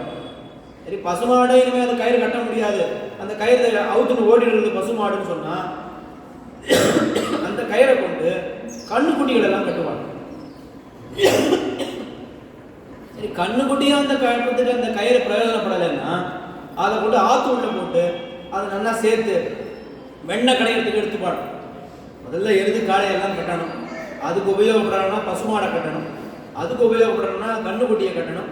அதுக்கு உபயோகப்படணும்னா வெண்ணெய் எடுக்கிறதுக்கு தயிர் பானையில் போட்டு மத்தில் வச்சு கடையிறதுக்கு வச்சு அதுக்கும் உபயோகப்படணும்னா என்ன பண்ணுவாங்கன்னா அந்த கயிறை வச்சு தான் கண்ணனை கட்டுவான். கண்ணனை கட்டுறதுக்கு எந்த கயிறுன்னா வெண்ணெய் கடையிறதுக்கு கூட உருப்படாத ஒரு கயிறு இருந்ததுன்னா அதை வச்சு கண்ணனை கட்டுவான். அதுதான் கண்ணித்தாம்பு, நுண்தாம்பு, சிறுத்தாம்பு. கட்டி போட்டால் அதெல்லாம் அவனுக்கு அவுக்கிறதா கட்டம், அவுத்து விடலான்னு சொன்னான். ஆனால் கயிறாலே கட்டினவள் ஒரு சொல்லாலேயும் கட்டினாள்னு சொன்னான். முடிஞ்சா அவுத்துண்டு போடான்னு பார்த்தோம். ஐயோ இப்போ அவுத்துண்டு போயிட்டா தாமோதரன்ற பேர் கிடையாது. எத்தனையோ பேர் கிடைச்சிடுது. தாமோதரன்ற பேர் கிடைக்கிறதுக்காகத்தானே இந்த அவதாரமே பண்ணியிருக்கோம். தாமோதரன்னா என்ன? அந்த பயத்திலே தாம்பு கயிறுடைய அடையாளம் உடையவன் அவன் தான் தாமோதரன் பேர். நம்ம நம்பெருமாளை போய் சேவிக்கணும். திருமஞ்சனம் அவசரத்தில் போய் சேவிச்சாக்கா இந்த கைலி குடிச்சுட்டு இருக்காரு. அந்த கைலியை இடுப்புல கட்டிக்க மாட்டார். எல்லா பெருமாளும் உலகத்தில் இடுப்புல தான் கட்டிப்பார். ஆனால் நம்பெருமாள் இருக்கார் இடுப்புல கட்டிக்க மாட்டாருன்னா தூக்கி கட்டிப்பார். ஏண்டா தூக்கி கட்டிக்கிறாருன்னு கேட்டா இல்லை வயத்துல யசோதை கட்டி போட்டாலே கயத்தால அந்த அடையாளம் அப்படியே இருக்கான். அதை பார்த்தா யாராவது கிண்டல் பண்ண போறாளே, அதை யாருக்கும் காட்டக்கூடாதுன்னு சொல்லி வஸ்திரத்தை தூக்கி கட்டிக்கிறார். நாளைக்கு கூட நீங்க போய் பாருங்க, பெருமாளுக்கு திருமஞ்சனம் நடந்ததுன்னா, நம்பெருமாளுக்கு திருமஞ்சனம் நடந்ததுன்னா அந்த கையிலேயே எங்கே சாத்திக்கிறார், ஆனால் இடுப்புக்கு மேலே சாத்திப்பார். ஆனால் இடுப்பு வெளியில் தெரிஞ்சிடுச்சுன்னா சின்ன வயசில் ஏதோ ரூட்டி பண்ணி அம்மா சூடு போட்டானா அதை போய் வெளியில் காட்டுவாளா? அதனால் அதெல்லாம் காட்ட மாட்டார் நம்பெருமாள். அப்படி அந்த தாமோதரன்ற பேர் கிடைக்கணுமே, அதனால என்ன பண்ணிட்டா, அவன் அங்கேயே கிடந்து அழுதான். எத்திரம் உரலினோடு இணைந்து இருந்து ஏங்கிய வெளிவே.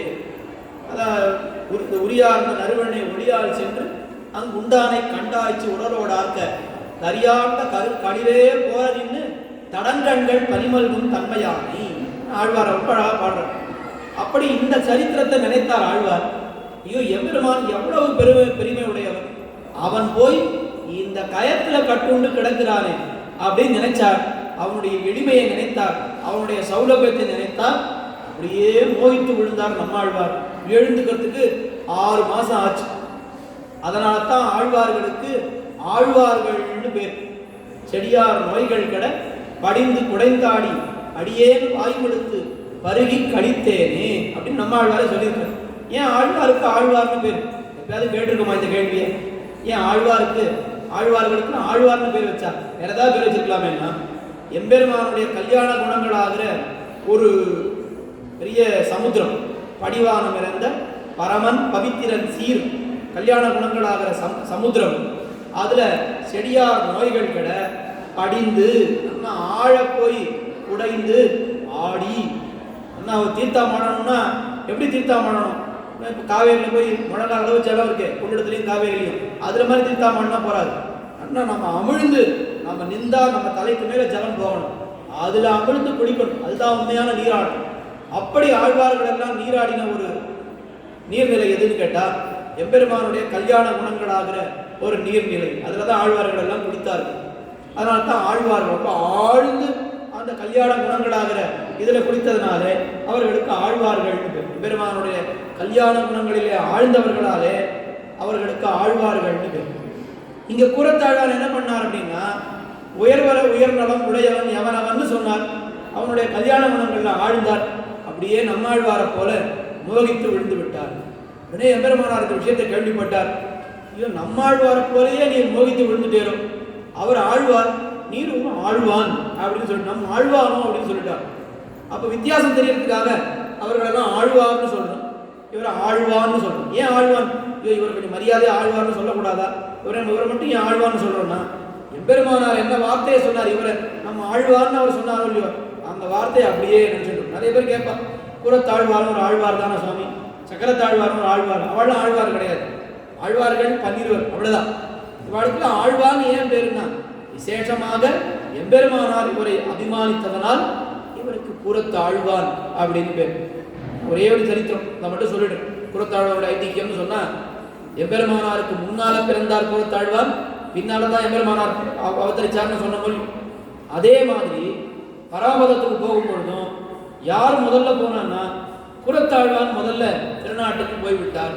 பிறகுதான் எம்பெருமானார் திருநாட்டுக்கு போனார். இதுக்கே முன்னாடி ஒரு கதை சொல்றேன். பெருமாளை சேவிச்சுட்டு கூறத்தாழ்வான் சந்தோஷமா வந்தார். அப்போ எம்பெருமானார் பார்த்து கேட்டார் கூறத்தாழ்வான, என்ன ரொம்ப சந்தோஷமா வரார் அப்படின்னு. இல்லை, நான் பெருமாள்கிட்ட ஒரு விஷயம் கேட்டேன், பெரிய பெருமாள்கிட்ட. அவர் அப்படியே கொடுத்துட்டார். என்ன கொடுத்தார்? என்ன கேட்டீர்? என்ன கொடுத்தார்? இல்லை, எம்பெருமானாருக்கு முன்னாடி நான் மோட்சத்துக்கு போகணும்னு கேட்டேன், அப்படியே சரின்னு சொல்லிட்டார்.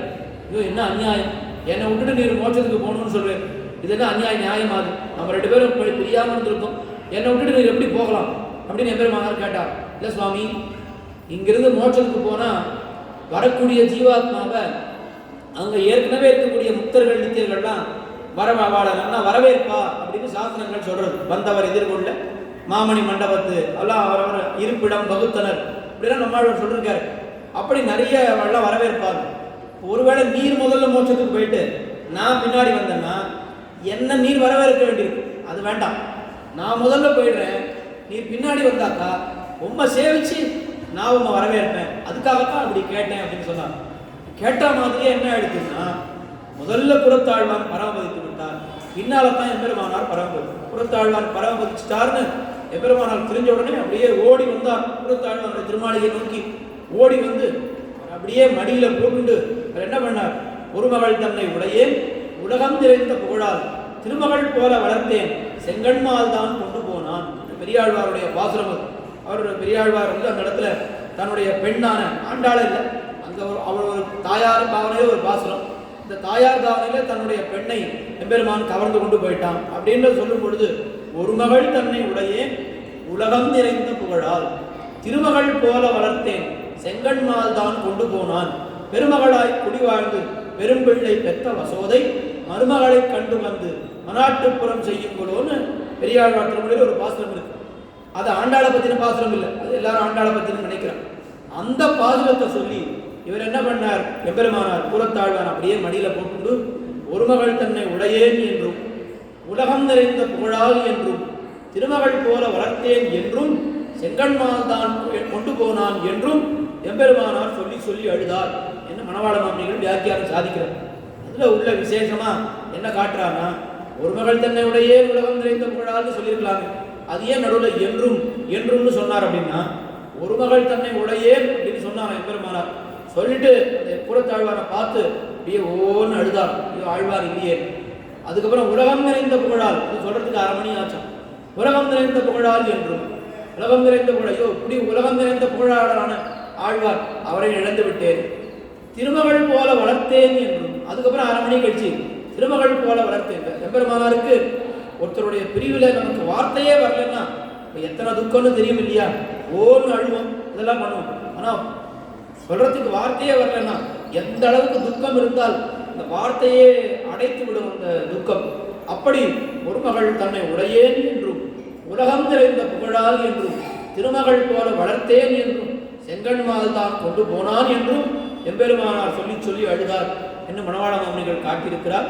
அப்படி கூறத்தாழ்வாருடைய ஒரு பெருமை. எத்தனை ஐதிக்கியங்கள், கூறத்தாழ்வாருடைய ஐதிக்கியங்களை அனுபவிக்கணும்னு ஆரம்பித்தோம். எத்தனை ஐதிக்கியம் பார்த்துருப்போம்னா 5 அல்லது 6 பார்த்துருப்போம். மொத்தம் எத்தனை இருக்கு? 50 60 இருக்கு. அப்போ 50 60 பார்க்கணும்னா நமக்கு எத்தனை நாழி வேணும்?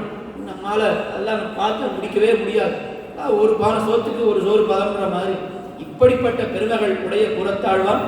இந்த கூறத்தாழ்வானை போய் நாம் சேவிச்சாலே நமக்கு சத்துவகுணம் வரும்னு ஆச்சாரியர்கள் காட்டியிருக்கோம். யாரோ ஒருத்தன் என்ன பண்ணால் ரொம்ப பல பல தேவதானங்கள்லாம் போயிட்டு இருந்தான். திடீர்னு பார்த்தா ஒரு நாள் சிகா எங்கேயோ போய் தோட புதுசாக வந்து திருமணம் வந்துட்டான். உடனே அவனை பார்த்து கேட்டான், நீ இப்படி மாறிட்டியே, நீ என்ன கூறத்தாழ்வானை போய் சேவிச்சியான்னு கேட்டான். கூறத்தாழ்வானை சேவிச்சா எப்பேற்பட்டவனுக்கும் சத்துவகுணம் ஏற்பட்டு விடும், சத்துவகுணம் தலை தூக்கி விடும் அப்படின்னு பார்த்து. அப்படி கூறத்தாழ்வானை போய் நம்ம கூறத்துக்கு போய் சேவிக்க முடியலன்னா கூட அங்கேயே பக்கத்திலேயே இருக்கார் கூறத்தாழ்வான். இங்கே அதுக்காகத்தான் வாசல்லையே இருக்கார் கூறத்தாழ்வான். பின்பக்கம் வாசல்ல தாயார் இருக்கா. நமக்கு முக்கியமாக ஆச்சாரியருடைய கடாட்சம் வேணும், தாயாருடைய கடாட்சம் வேணும். அப்போதான் பெருமாள் நமக்கு கிடைப்பார். பின்பக்கமாக உள்ளே வந்தோம்னா தாயாருடைய கடாட்சம் கிடைக்கும். நம்ம முன்பக்கமாக கோயிலுக்கு வந்தோம்னா முதல்ல கூறத்தாழ்வாரை சேவிச்சிடலாம். கூறத்தாழ்வானை சேவிச்சுட்டு எம்பெருமானாரை சேவிச்சுட்டு தாயாரை சேவிச்சுட்டு பெருமாள்கிட்ட போனோம்னா அவரால் நமக்கு எதுவுமே கேட்டதை இல்லைன்னு சொல்லவே முடியாது. எங்கேருந்து வரேன் தெரியுமா? அந்த இடத்துல நாம் அந்த செருக்கு கொள்ளலாம். என்னை யாருன்னு நினைச்ச, நான் எங்கேருந்து வரேன்? கூறத்தாழ்வாரை சேவிச்சுட்டு வரேன், எம்பெருமானாரை சேவிச்சுட்டு வரேன், தாயாரை சேவிச்சுட்டு வரேன், எனக்கு நீ இல்லைன்னு தான் சொல்லிப்பாருன்னு தைரியமாக போய் நம்ம பெரிய பெருமாளத்தை கேட்கலாம். அப்படிப்பட்ட கூறத்தாழ்வான் எம்பெருமானார் இவர்களையெல்லாம் நமக்கு நம்ம ஆச்சாரியராக கொண்ட அந்த பெரிய குரு பரம்பரையிலே அந்த சம்பந்தம், திருவடி சம்பந்தம் பெற்றவர்கள் நாம் என்பதிலே நிச்சயமாக நாம் பெருமை கொள்ளலாம். இது அகங்காரமாக ஆகவே ஆகாது, சாத்விக அகங்காரம்னு சொல்லுவார். இப்படிப்பட்ட குரு பரம்பரையிலே இத்தனை பெரிய ஆச்சாரியர்களுடைய திருவடி சம்பந்தம் பெற்றவன் நான் அப்படின்னு சொல்றதுல எவ்வளவு பெருமை தெரியும் இல்லையோ, அது வேற ஒரு சம்பிரதாயத்துக்கும் அது கிடைக்கவே கிடைக்காது. அப்படிப்பட்ட நாம் ஆச்சாரியர்களை பற்றி இன்னும் நிறைய தெரிஞ்சு கொள்ள வேண்டும். கூறத்தாழ்வாரை பற்றி மட்டும் இல்லை, எம்பாரை பற்றி தெரியும். எம்பாருடைய 1000வது வருஷம்னு சொல்றாரு. அடுத்த வருஷம் 2026வது வருஷம் எம்பார் அவதரிச்சு 1000வது வருஷம். அப்போ எம்பாரை பற்றி நம்ம நிறைய தெரிஞ்சுக்கணும். இன்னும் நிறைய முதலையாண்டார் பெரிய நம்பிகள் என்னென்ன ஆச்சாரியர்கள் உண்டோ ஆச்சாரியர்களை பற்றி தெரிஞ்சுட்டாலே நமக்கு அதுக்கு மேலே ஒரு விஷயம் தேவையே கிடையாது. பகவானை பற்றி தெரிஞ்சுக்கிறது, வேதத்தை பற்றி தெரிஞ்சுக்கிறது, அதெல்லாம் அப்புறம் ஆச்சாரியர்களை பற்றி நாம் தெரிஞ்சுக்கிட்டாலே அதுவே நமக்கு எல்லா விதமான நன்மைகளையும் அளிக்கும் என்று சொல்லிக்கொண்டு அடியனுடைய வார்த்தைகளை இத்தோடு நிறைவுறுத்துகிறேன். குற்றங்குறைகள் இருந்தால் சமிக்க வேண்டுமாய் பிரார்த்தித்துக் கொண்டு அமைகிறேன். சுவாமிகள், பெரிய நம்பி சுவாமிகள்லாம் வந்து நம்முடைய இந்த புன்சொற்களையும் பாவம் அவருடைய ஒரு இதில் கேட்கிறார் அப்படின்னு சொன்னார். அடியன் பெரிய மங்களாசாதனமாக அதை நினைத்துக் கொண்டிருக்கிறேன். அந்த மண்டபத்தில் சொல்றதே பெரிய விசேஷம் இல்லையா? பெருமாள் 7.5 மண்டபம் ரங்க விலாசம்னு சொன்னான். எங்க பெருமாள் எந்த இடத்துக்கு போனாலும் போவார், போக மாட்டார். இன்னைக்கு மண்டபம் கிடையாதுன்னு சொல்லுவார். மண்டபம் கிடையாதுன்னா எங்க வந்துடுவார்? இன்னைக்கு ரங்கவில ஆஸ்தானம், இன்னைக்கு ரங்கவிலாசம் தான் அப்படின்னு சொல்லுவோம். அப்படி பெரிய பெருமாள் நம்பெருமாள் எழுந்துள்ளக்கூடிய இந்த மண்டபம், இந்த ரங்கவிலாசத்தில் இந்த ரங்கநாதனை பற்றியும் ரங்கநாதனுடைய மெய்யடியாரான எம்பெருமானார் கூறத்தாழ்வாரை பற்றி இத்தனை மெய்யடியார்கள் நடுவில் ஒரு 2 வார்த்தைகள் இங்கே விண்ணப்பிக்கிறேன்னு சொன்னால் அதை விட பெரிய பாக்கியம் எதுவுமே இருக்க முடியாது. ஆழ்வாருடைய சன்னிதி முன்னாலே, அதுவும் ஐயா மற்ற இடத்து மாதிரி இல்லாமல் இங்கேயே ஆழ்வாருடைய சன்னிதியும் இருக்குது, ஆஞ்சநேயர் சன்னிதி இருக்குது, தொண்டரட்புடி ஆழ்வார், திருப்பானாழ்வார், ஆண்டாள், இந்த பேர் பெற்ற சன்னிவேசம் இப்படிப்பட்ட இடத்துல இங்கே ஒரு சில வார்த்தைகள் விண்ணப்பிக்க வாய்ப்பளித்த தேவஸ்தானத்தாருக்கும் ஏற்பாடு பண்ணின பெரியவர்களுக்கும் அடியனுடைய பிரணாமங்களை தெரிவித்துக் கொண்டு நிறைய காலட்சேபங்கள் உபன்யாசங்கள் நிறைய நடக்க வேண்டும். இன்னும் எத்தனை பேர் வந்தாலும் போராது, இன்னும் நிறைய பேர் வரணும், இன்னும் நிறைய பேர் வரணும்னு அந்த பிரார்த்தனையோடு. ஏன்னா திருவரங்கம்னு சொன்னால் அப்படி உற்சவங்களை எல்லாம் நிறுத்திட்டு காலட்சேபம் நடந்த இடம் திருவரங்கம். ஆனால் இப்போ என்ன பண்ணுறா, உற்சவங்கள் இல்லாத சமயத்தில் தான் காலட்சேபம் வைக்கிறா, ஒரு உபன்யாசங்கள் வைக்கிறா. அது நாம் வந்து கேட்கலாமே, ஒன்றும் குறைவில்லையே, நிச்சயமாக கேட்கலாம். இன்னும் நிறைய பேர் வர வேண்டும் என்று பெரிய பெருமாளுடைய திருவடிகளிலேயே பிரார்த்தித்துக் கொண்டு அமைகிறேன். ஸ்ரீமதே ரம்யஜா மாத்ரு முனீந்திராய மகாத்மனே ஸ்ரீரங்கவாசினே பூயா நித்யஸ்ரீ நித்யமங்கலம்.